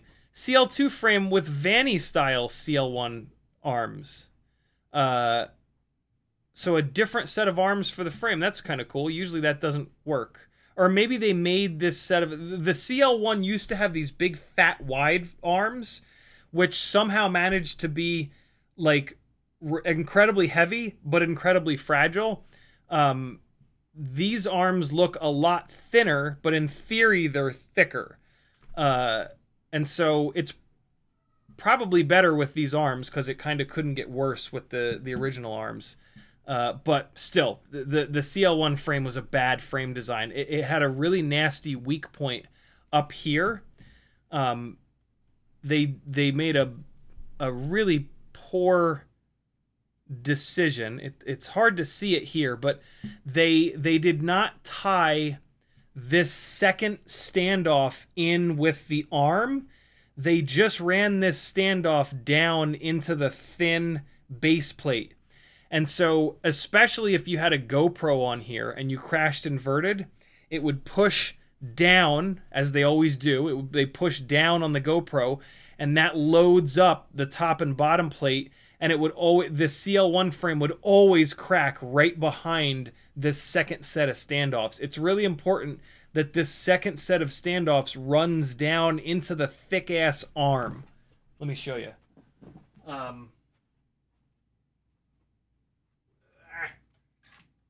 So what you want is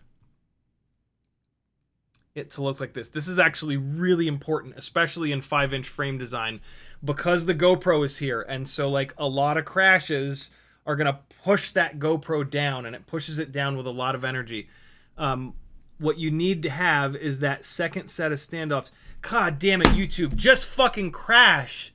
You absolute pain in the ass. Oh my god, dude. And, like, there's nothing I can do. Like, the YouTube memory leak is... It's just a thing. Like, I can't refresh this. It has to crash in order for it to to clear itself out. I was running a piece of software called Social Stream for a while so that I didn't have to be on YouTube during these live streams, and that worked great, but Social Stream has stopped working. The memory leak is so bad. Well, you know what I can do? I can... well, if I force quit Brave... I don't want to force quit Brave. I guess what I need to do is start running YouTube on something other than Brave browser, so that like every half an hour, every 45 minutes, I can quit that software that's only running YouTube. Force quit that software, and that should clear out the memory leak. But yeah, this is it is like all the way broken now. It has memory leaked so bad that it's crippling the computer. Hey, there it goes. There, I somehow got it to crash there. So now we'll be totally fine.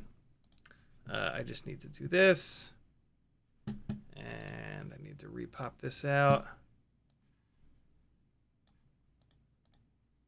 Top chat goes to live chat. There we go. Okay. Sweet. We're back.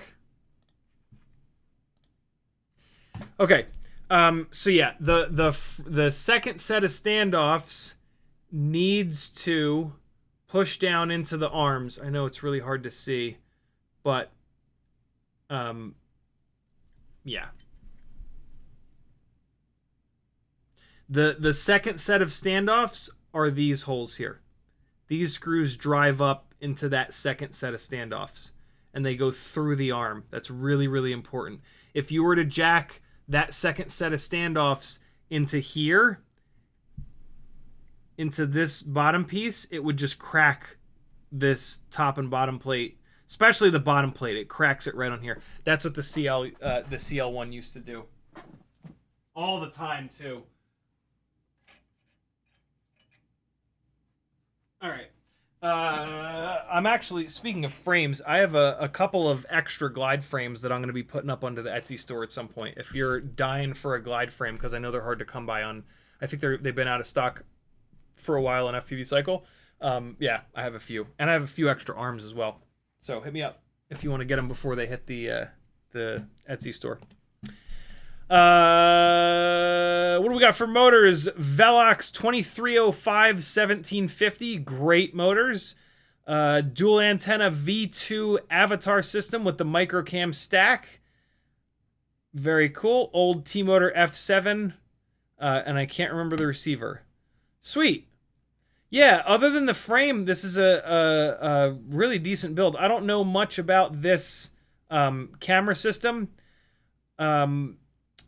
The antennas are very protected like this. This is going to sacrifice a little bit of antenna performance, but it's a digital system, so you probably have performance to spare. I don't love the XT60 coming out the back like this. A lot of times you'll hit it if you crash like rearwards. I like to send the XT60 out the side, like here, in between the propellers, so the propellers are like really far away from it. It also keeps this wire nice and short. This wire is really heavy. This wire also carries a lot of noise. The battery lead is the noisiest part of a quad. And so by sending it right out the side as short as possible, it keeps it away from everything. You're on a digital system, so it probably doesn't really matter. But there's probably like 5 grams of battery wire here running the whole rear length of this frame. I've found that sending it right out the side here, and then you can also tuck it under the battery strap, which is kind of nice, is a better setup. Other than that, yeah, it looks good. The component choice is good. It looks relatively clean. Yeah, nice, brother. What propellers are these? Out of curiosity. Get it out of that frame, friend. You deserve better. Tutaz! Happy Model 1002 20,000 kV 1S 480 and or 580 Lava PH 2.0. PH 2.0, good lord. Get yourself onto BT 2.0. This thing will come alive getting it off of PH 2.0. Matrix 5-in-1 V2, very cool. Custom 92mm carbon frame, 2.5 millimeters thick, 4 grams. 2.5 mil thick is a great choice. HQ 2 by 1.5 props. They're going to break a lot, but they'll fly good. CO3 camera, awesome. All up weight 36 to 38. No issues with these 2-inch HQ props, almost never break. That's weird. Yeah, I love the way these props fly, but goddamn, they break all the time. Looks like that's the Air 65 canopy. Any of these open prop rigs, I don't like this like really lightweight style of canopy because I end up breaking a lot of cameras. But everybody crashes differently, and so if this setup is durable for you, that's all that matters. I crash hard and often. A lot of other people don't. Clean looking little build. Little BT 2.0 in the back. Looks like you got some hair ties on the bottom to hold the battery in. I don't personally love that, but some people are totally fine with it. Is that the base plate? I'm guessing that you bought this frame and then you're just using the base plate. That's kind of cool. I never thought of doing that, but why not?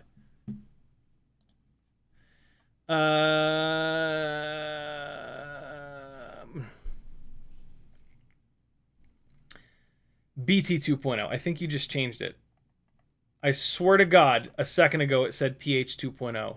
I swear to God it did. I hope it did. I hope this said PH 2.0 a second ago, because otherwise I am absolutely losing my mind. Yeah, BT 2.0 is what you want. It's a great build. There's not a whole lot I can say about it. I don't like having the camera here. There's too much propeller, and a lot of times there's motor bell in view, but that's just me. Some people don't. That doesn't bother them. I would personally run this build on the what size propellers are these? 2. I would run this build on the GemFan 2015 props. They're so much stronger. But if these props aren't breaking for you, keep running them. They're lighter. They're going to perform better than the 2015s. Oh, here we go. Tutaz says, I designed a future frame for this setup. Got it. So that's what this is. 8 to 9 grams of clean hardware. 2.5 millimeter bottom plate. 1 millimeter top plate. Yeah, very cool. That setup, 1002 20,000s on 1S will be absolutely fine on this slightly heavier frame. If you want more power, the GetBar-C 1002 25,000s are absolutely going to do that, or the Beta FPV 1102 22,000s will make significantly more power than these Happy Model 1002 20s, which you might want with this heavier setup, right? This is going to gain weight because this big-ass TPU chunk in the front is going to be heavy, and also there's a top plate. So, yeah, once you move it over here, you might want to swap those motors out. But try those motors. They might have enough for you. Everybody likes a different amount of power. Same 3D prints as the Baby Turtle. Nice. That's really smart. Designed mine frame because the Baby Turtle is slightly heavier and motor plugs are hard to use. Mine has dedicated plug cutouts. Very cool. Planned upgrades. Beta FPV 1103 21,000, possibly with GemFan 2023S or 2015. So you're already there. You already know where you're going. Very cool, Tutaz. Cyrus with another one. This is an 04 version of 1S 1.6 inch. And so here are the GetBar-C 1002 25,000s. Again, these propellers are going to fly great, but they just break so often for me. It's maddening. ORT Micro V. Can't quite see what AIO that this is, but it's probably the Beta FPV 1S. The fact that this has 04 light tells me that it is the Beta FPV 1S AIO. Clean little setup, 3D printed canopy. Again, I stick with the molded canopies. They just tend to be so much stronger than the 3D printed ones. But everybody crashes differently. Yeah, this is a very, very similar setup to a couple of mine. So this will fly great. I would end up moving this to 2S, but like this AIO is 1S only. These motors are 1S only, and so like if you have this AIO and you have these motors, this build makes total sense. Matthew W. posted this before, but genuinely very curious to hear your thoughts on this sort of 65mm setup. 702 32,000 kV tiny whoop motors, AIO 5, Lux camera, light AF frame, ORT antenna, custom camera front mount, custom stabilizer straps. STLs are on Discord somewhere for all the custom parts. We'll talk about the durability in a second. Let's take a look at it first. So 18.1 grams dry. Not bad. What's adding weight? The light AF frame is light. These motors are light. The bi-blade HQs are light. So yeah, it's the AIO 5. The AIO 5 is a little bit of a heavy flight controller, and then also the little bit of extra weight is like this frame, these propellers, these motors would normally net you like a 16 or 17 gram build. And so like how do we get from 16 or 17 up to 18? It's because of the AIO 5. It's also because of this camera mount here. This is a bigger camera mount than what we run on like these ultra lightweight 16, 17 gram frames. So I'm actually surprised it's not a little bit heavier than this. 18.1 is actually pretty good. What else we got here? So that's that strap thing. Interesting. Really, really, really lightweight. Oh, and you're using plastic screws for the stack. That's brave. I've never had the balls to do that. This blue piece is actually really cool because it's going to keep this. One of the things that the cockroach frames tend to do is like flex outwards. This is going to box it in on the top. If you're not going to run a canopy on the top to box the frame in, it's actually a really good idea to do this. That's thus this. I run these on the RC drift car chasing rigs for that exact reason. I just want to hold the tops of those holes together in some way. And so I actually really like this blue piece. Here's the bottom. Look at this fancy direct soldered. What the hell? So that's winding material that you've then put some clear shrink wrap over. That's really clean. I actually really like that. Full peak screws. So you went really hard to try to get this thing lightweight. I would be breaking these peak screws all the time, which drives me mad. But this looks to be like a more cinematic build. You've got another little support piece on the bottom here. And then you've got another set of plastic screws on the bottom here. And then, what is this? Is this to hold are these to hold the battery in better? I've never seen these. That's kind of cool. This is a slick build. Ah, blah, blah, blah, blah, blah, blah. Okay, there we go. So AIO 5 life. It's going to run really hot. It's going to sacrifice a little bit of performance, but boy, is it fun to fly because it's super low latency. And so for this kind of flying, really low, ducking in and out of like literally individual leaves and branches, pretty cool. I would just do this as an analog build personally, but like if you spent the money on the HD0 goggles, I totally get it. For some reason, this won't. That's acting really weird.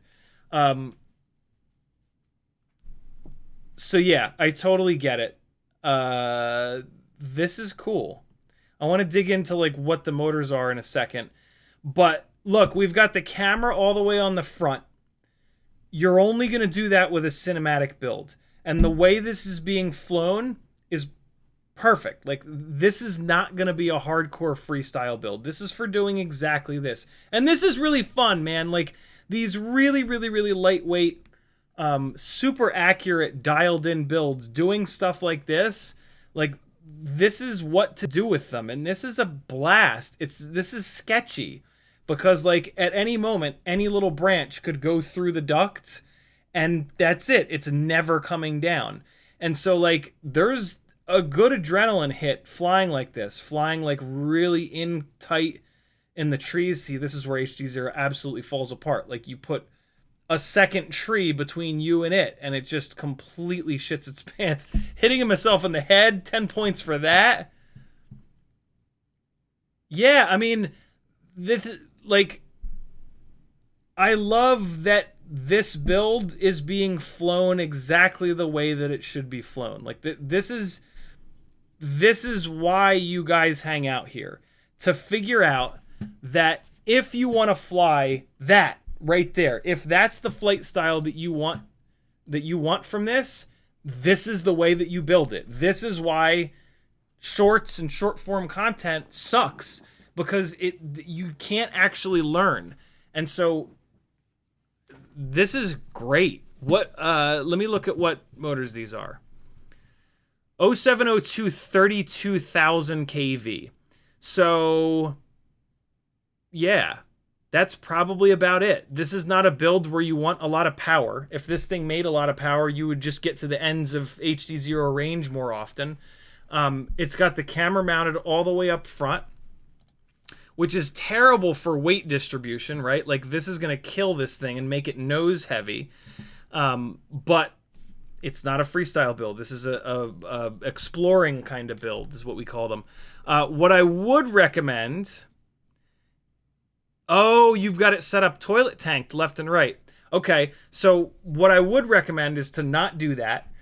Rotate everything 90 degrees and get your battery lead in the front. What that's going to allow you to do is push the battery more rearward. And so this is what I did on the RC drift kart chasing rig. So get your battery lead in the front under the camera, and then when you push your battery through... Whenever we push our batteries through, we're able to push them farther back, basically. Come on, you fart. We're always able to push the battery farther in one direction. There we go. And so now this battery has way more weight on this side of the frame. And so your camera is up here. Your camera is making the front of the frame too heavy. And then you've got your battery lead in the front, which allows you to push the battery really far back. And now the battery is extra heavy in the rear. And so you've offset the camera in the front with the battery in the rear. The toilet tank thing, you're never going to be able to get your battery perfectly centered. And so having the battery toilet tanked, you're always going to have the center of gravity either too far to the left or too far to the right. And that's not good. So yeah, rotate it 90 degrees. Everything else looks awesome.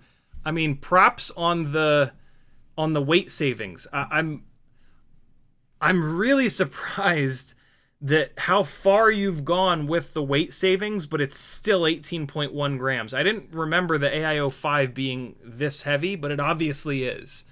And so yeah, kudos for the weight savings. Jesus, cool little build. On durability, I fly in Phoenix summer heat rainstorms. Haven't had overheating or power issues. I've fried one board, NX69 reverse plug-in Sci, and completely drowned another whole day of sitting in a flooded park. Did still work, but 50% chance needing to replug every battery, so I gave up on it, and that's it. AIO5 is actually on something like its 4th minor revision, so maybe that's part of it. Interesting. VTX power on switch helps a lot. Crossing board with antenna wires... crossing the board with the antenna wires means instant overheating. I suspect most people with heat issues are doing this. Yeah, this is actually really important. I usually have 3 65mm and 2 75mm builds on AIO5, at least if I'm keeping up on repairs. PS, 3-digit throttle OSD is a decimal place showing. Custom Betaflight build. That's pretty cool. Yeah, okay, so that is a really important thing with the AIO5, is that you run the antenna like this, and that might make getting the battery plug in the front of this thing impossible. You cannot cross this antenna wire on the AIO. It absolutely has. It has to run like this. So you can either run this in this orientation that it is right here, or you can rotate it clockwise 90 degrees so that this port ends up over here, and then you run the antenna back like that. That's one of the main ways to get the AIO5 to not overheat. And that would be hard to do because of this plug here. So yeah, that's tough. And then the ELRS antenna is running out the side here. You could certainly run this antenna out the side. That's totally fine. But yeah, this is really, really, really important for the AIO5. You have to run the antenna pretty much exactly like this. This is pretty much the only possible way. You cannot rotate that antenna towards the board itself at all. Dude, very cool, Matthew W. I dig it. And you're flying it exactly the way that you should be flying it. FizzPV took a Beta FPV Cetus X beta flight and swapped it into a baseline frame. Only frame the AIO fits and flies great. Only broke one frame, 1103s and 2S. So it looks like the Beta FPV 1103s, maybe 14,000. These are the GemFan 2023s. Good prop choice. This canopy is, I can tell you, very heavy. And it's probably not protecting this camera nearly as well as like any of the molded canopies. So I would try to swap this over to a molded style canopy. It'll probably be lighter and stronger. Micro V antenna, awesome. I don't really know much about these Beta FPV motors, but you know, you pulled this out of another build and dropped it in here, and that's pretty awesome. The Cetus frame is like fucking worthless. So this is actually pretty slick. This is a great way of taking a worthless Cetus and actually flying it around. So this is pretty slick. I would just maybe try to get a molded canopy on there. Double Jose, Firefly 18 2S 04 wide 1003 14,800s. You motherfuckers have learned how to build quads. 1003 14.8s, GemFan 45mm props, Goku F405. Just converted it to 2S, flies great, but the center of gravity is a mess. Yeah. Yeah, it's going to be a little top heavy. It looks like there's two video antennas, but I'm sure there actually isn't. But great antenna placement. This canopy is okay. If you start crashing this thing hard, though, you're going to destroy this 04. It's an 04, right? Yeah, 04 wide. So fair warning, this is not going to be a basher with this canopy. I've printed this canopy out. It's okay, but yeah, don't crash it. These props suck, but they're durable. They're out of balance and they're too heavy, but they are durable. So if we got a little bit of a mismatch, we've got a canopy that's not durable at all, and then we've got propellers that are durable. The problem would be if you move this over to the HQ propellers, they would blow up in midair and then it would slam into the ground and break the 04. So, yeah, at this propeller size, this is kind of the best bet.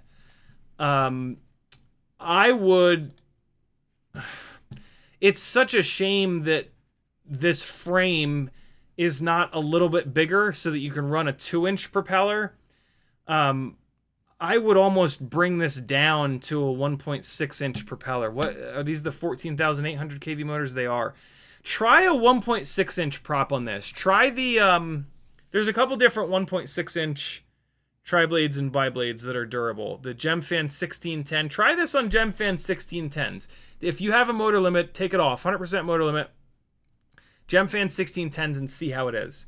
And then there's another 1.6-inch tri-blade that's actually acceptable. There's another GemFan tri-blade that's newer than this one. Try that. That might help. These props are rough, man. They're just not balanced. And they're heavy as shit. Otherwise, this looks great. Clean. Good AIO. I don't know anything about this frame, but Flywoo's making really good stuff. So, yeah. Careful with that. Don't crash that. You'll break that camera pretty easily. Bad with a Deep Space Seeker 3-inch 4S 20 amp HDAIO. Happy Model 1404 4800s. That's going to be pushing those 20 amp ESCs pretty close to their max. Props GemFan 3052. That is a really pitchy propeller as well. DJI 04 Pro. Jesus. 4 Fly's great. Bad thing is live in an area which is only really whoop friendly, so it's at only, yeah. So this thing's going to make some noise. 1404 4800s are going to make really good power. Thank God, because it's on an 04 Pro. I don't know anything about this frame, but it kind of looks okay. The arms look awful skinny, though. I wouldn't be surprised if you start flying this hard, you break a bunch of these arms, but maybe you can get replacement arms, and they do look like removable, so whatever. When you break an arm, usually it saves the motor from exploding. That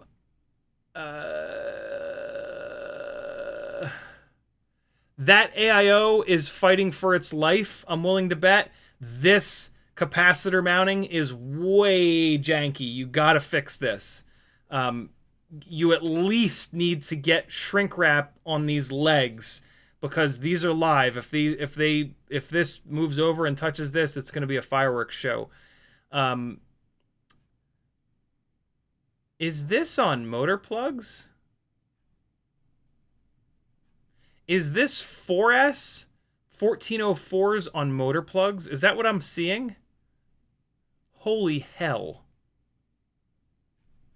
I'm impressed more than anything. I mean, as the voltage gets higher, the amount of resistance in these motor plugs becomes less of a problem, so it might actually be completely fine. But even I think, would move this over to direct soldered. I would actually do ARM LEDs on something like this. But yeah, you got this situation here is asking for disaster. Yeah, not a bad build. Good combination of motor and all up weight. I would maybe go to a less pitchy 3-inch prop. HQ has a 3 by 2.5 by 3 that would probably be a better match.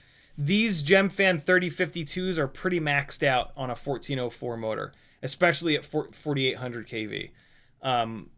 So yeah, and that would quiet this thing down as well. If you're not, I have a feeling you're not flying this because of how loud it is. The other thing you can do, if you just want to start flying it again, is go to like a 4 or a 5 or a 6 or an 8 bladed propeller. This has a perfectly good 04 Pro in it. And so, like, motor limit these down to like 80% and get those HQ 8-blade 3-inch props and just throw them on here. It'll be so much quieter, and you can at least like cruise the damn thing around. You know what I mean? This is a hardcore freestyle setup. So yeah, maybe try that. You know, it'll cost you what, $4 for a set of props. That's a good looking build. I have and also I have a feeling that these arms are skinny enough that if you fly this hardcore freestyle, you're going to break a good amount of arms. So yeah, try some 5, 6, 8 bladed props to quiet this thing down. I bet you might be able to fly it around your area. Don't touch my drum set with a I'm so used to saying says from reading the chat. RC and shit. It's 15 after 5. I have to. All right, we have to cut this short. I have to go teach some folks to dance West Coast Swing. So we're going to leave it there. I am going to put devil horns on all of the ones that I covered so far, and I'm going to rely on you guys to remember this, because I'm totally going to forget that this is how I'm marking the ones that we covered. And then we're going to do another one of these, because this is really, really good. This is a really, really good stream topic. It gets us talking about things that are really important. It educates you guys on what to do and what not to do. Hopefully nobody's pissed. There was really not a lot to rip apart. And I'm trying to not be a total asshole about any of this. So hopefully nobody's upset. I'm trying my best to give constructive criticism rather than you're an asshole, because that doesn't help anybody, as fun as it is. And yeah, it gives you guys a chance to show off your stuff. And so, cool. I've put devil horns on all of the ones that we've worked through. We'll get through some more whenever the next time I do this is. Looks like we've got 1, 2, 3, 4, 5. Okay, there's a bunch. Okay, so yeah, lots more. I got to roll though. In the chat, I think I got most of it. Euro says lot to learn tonight. The Dr. Itch says, I'd argue 0902, 0903, 1002, 1003 motors are better for the 80 millimeter whoops. What do you mean by 80? We don't have time, but I don't know what you mean by 80 millimeter. The 1003 are heavy, but the thrust should more than make up for the added weight. 09 series motors would be interesting, but I think we're okay having a jump from 08 to 10. And then, yeah, I don't know what you mean by 80 millimeter. I don't know if you mean motor or prop diameter. Yuke says, I have some Sunlu 95A and it comes out like a rock. Just the slightest bit of flex. Yeah, the Sunlu Burgundy that I have is like that too. It's really totally different than the SainSmart TPU. Recently bought some of the foaming TPU to get something softer. Interesting. Ryan Sadat says, I thought I lost the 75 millimeter whoop in the pool, but unplugged it while still submerged, watched it, put it in front of a fan for 20 hours, and it worked. Thankful I watched JV's vid about doing this. I didn't know he had a video about doing that. Yeah, I've mentioned that forever. The unplugging it while it's still under the water thing, I've never noticed that making the situation any better or worse. I always forget, and I take it out of the water and unplug it, and it's always been fine. It's all about not plugging it back in. Well, like, if you crash it in salt water, it's probably done unless you get it out of there pretty quick, and then absolutely you got to wash it off right away. Wash it off with regular water. Distilled water is better than that. Isopropyl is even better than that. But the big thing is not plugging it back in until it's totally dried out. And yeah, I always recommend just throwing it in front of a fan. If you drive out somewhere and it happens, put the air conditioner on full blast in your car on floor vents and put it down on the floor to get that dehydrated air conditioned air onto it the whole ride home. And then you get home, just take a fan, point it upwards, put it on top, let it sit for 24 hours before you put power to it again. Yeah, I mean, you guys have literally watched me crash into the dog bowl on multiple occasions, and then put it in front of the fan over there, and then the next live stream I plug it in for you and it works fine. So yeah, water does not kill these things unless it's salt water. Matthew Wagner says it's about 3 grams penalty compared to analog, but some of that is the Lux camera. Nice. Speaking about HD0, Levster says, hey. Wagner also says, if you got a sec at the end, unfortunately I don't, but watch the second flight video HD0. Put it in there again. We'll watch it next time we do this. FizzPV says it has the CO4 with the VTX on the camera.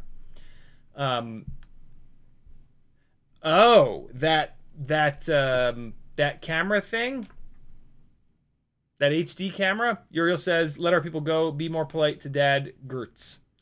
Thanks for hanging, friends. I hope you learned a lot. CiottiFPV.com to support me. It's the only way I can continue to do this full time and do as good of a job as I do. Support the stuff that you love in the world, or it'll disappear. Tonight will be the second to last reframed slow pour dance class and it'll probably be the second to last time that I ever teach a dance class. When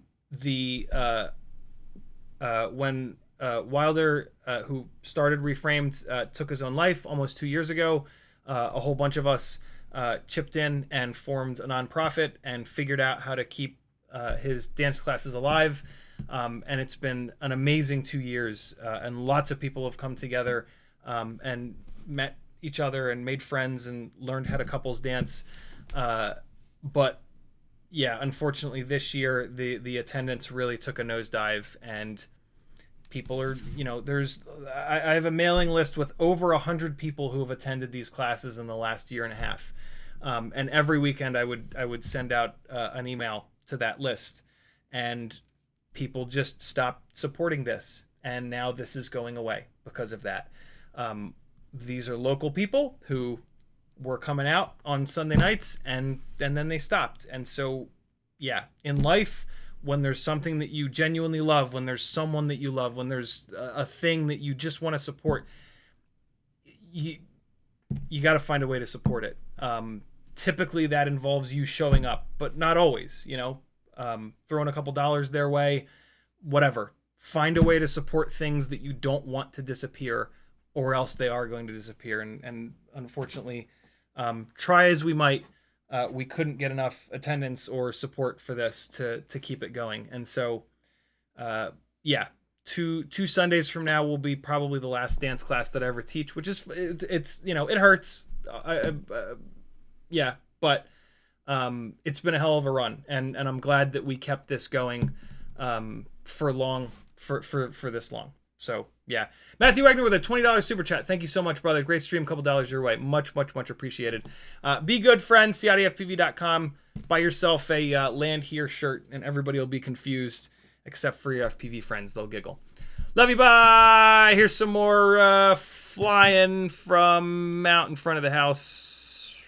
That's not it. Is it this? What is this? Is this earlier today? No. Why didn't that record? Here's the same flight from the beginning of the live stream. This is the Max Frames M2 analog setup, just absolutely owning the front yard. Love you, bye. Rewind to the beginning of the stream for the specs on this build. See ya.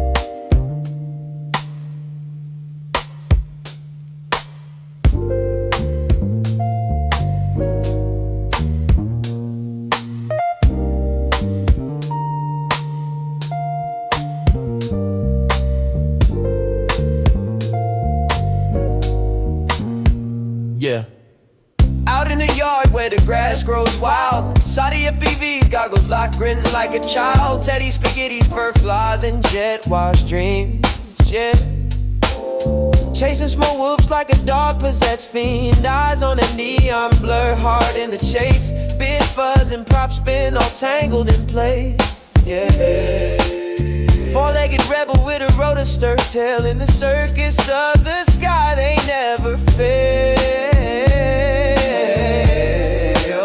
CiottiFPV, Teddy Spaghetti, dynamic duo kings, barking at the breeze, throttling at top speed. They zooming through hoops, flipping in style.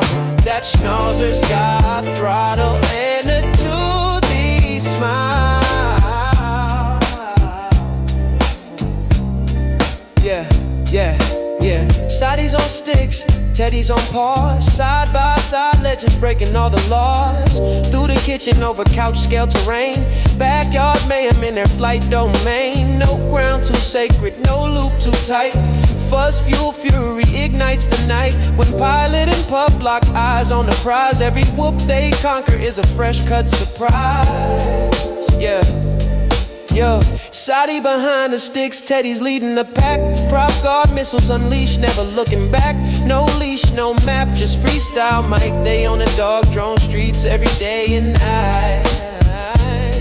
Said whoops, hitting low, gotta nail the dive. Teddy push throttle up, feel the beast come alive. I see the neon arc, got the sticks locked in. Teddy, yeah. Let's rip this loop, ride the roar of the wind. Teddy, yep. Yeah, CiottiFPV, Teddy Spaghetti, coming at duo kings, barking at the breeze, throttling at top speed, zooming through hoops, flipping in style. That schnauzer's got throttle and a toothy smile. Teddy Spaghetti. Barking at the breeze, throttling at top speed, things zooming through hoops, flipping in style. That schnauzer's got throttle and a toothy smile. Yeah, when you hear that bar cut the rotor hum, you know Ciotti and Teddy's mission's just begun. FPV's fur-faced legends singing loud. Yeah, Teddy Spaghetti and CiottiFPV always proud.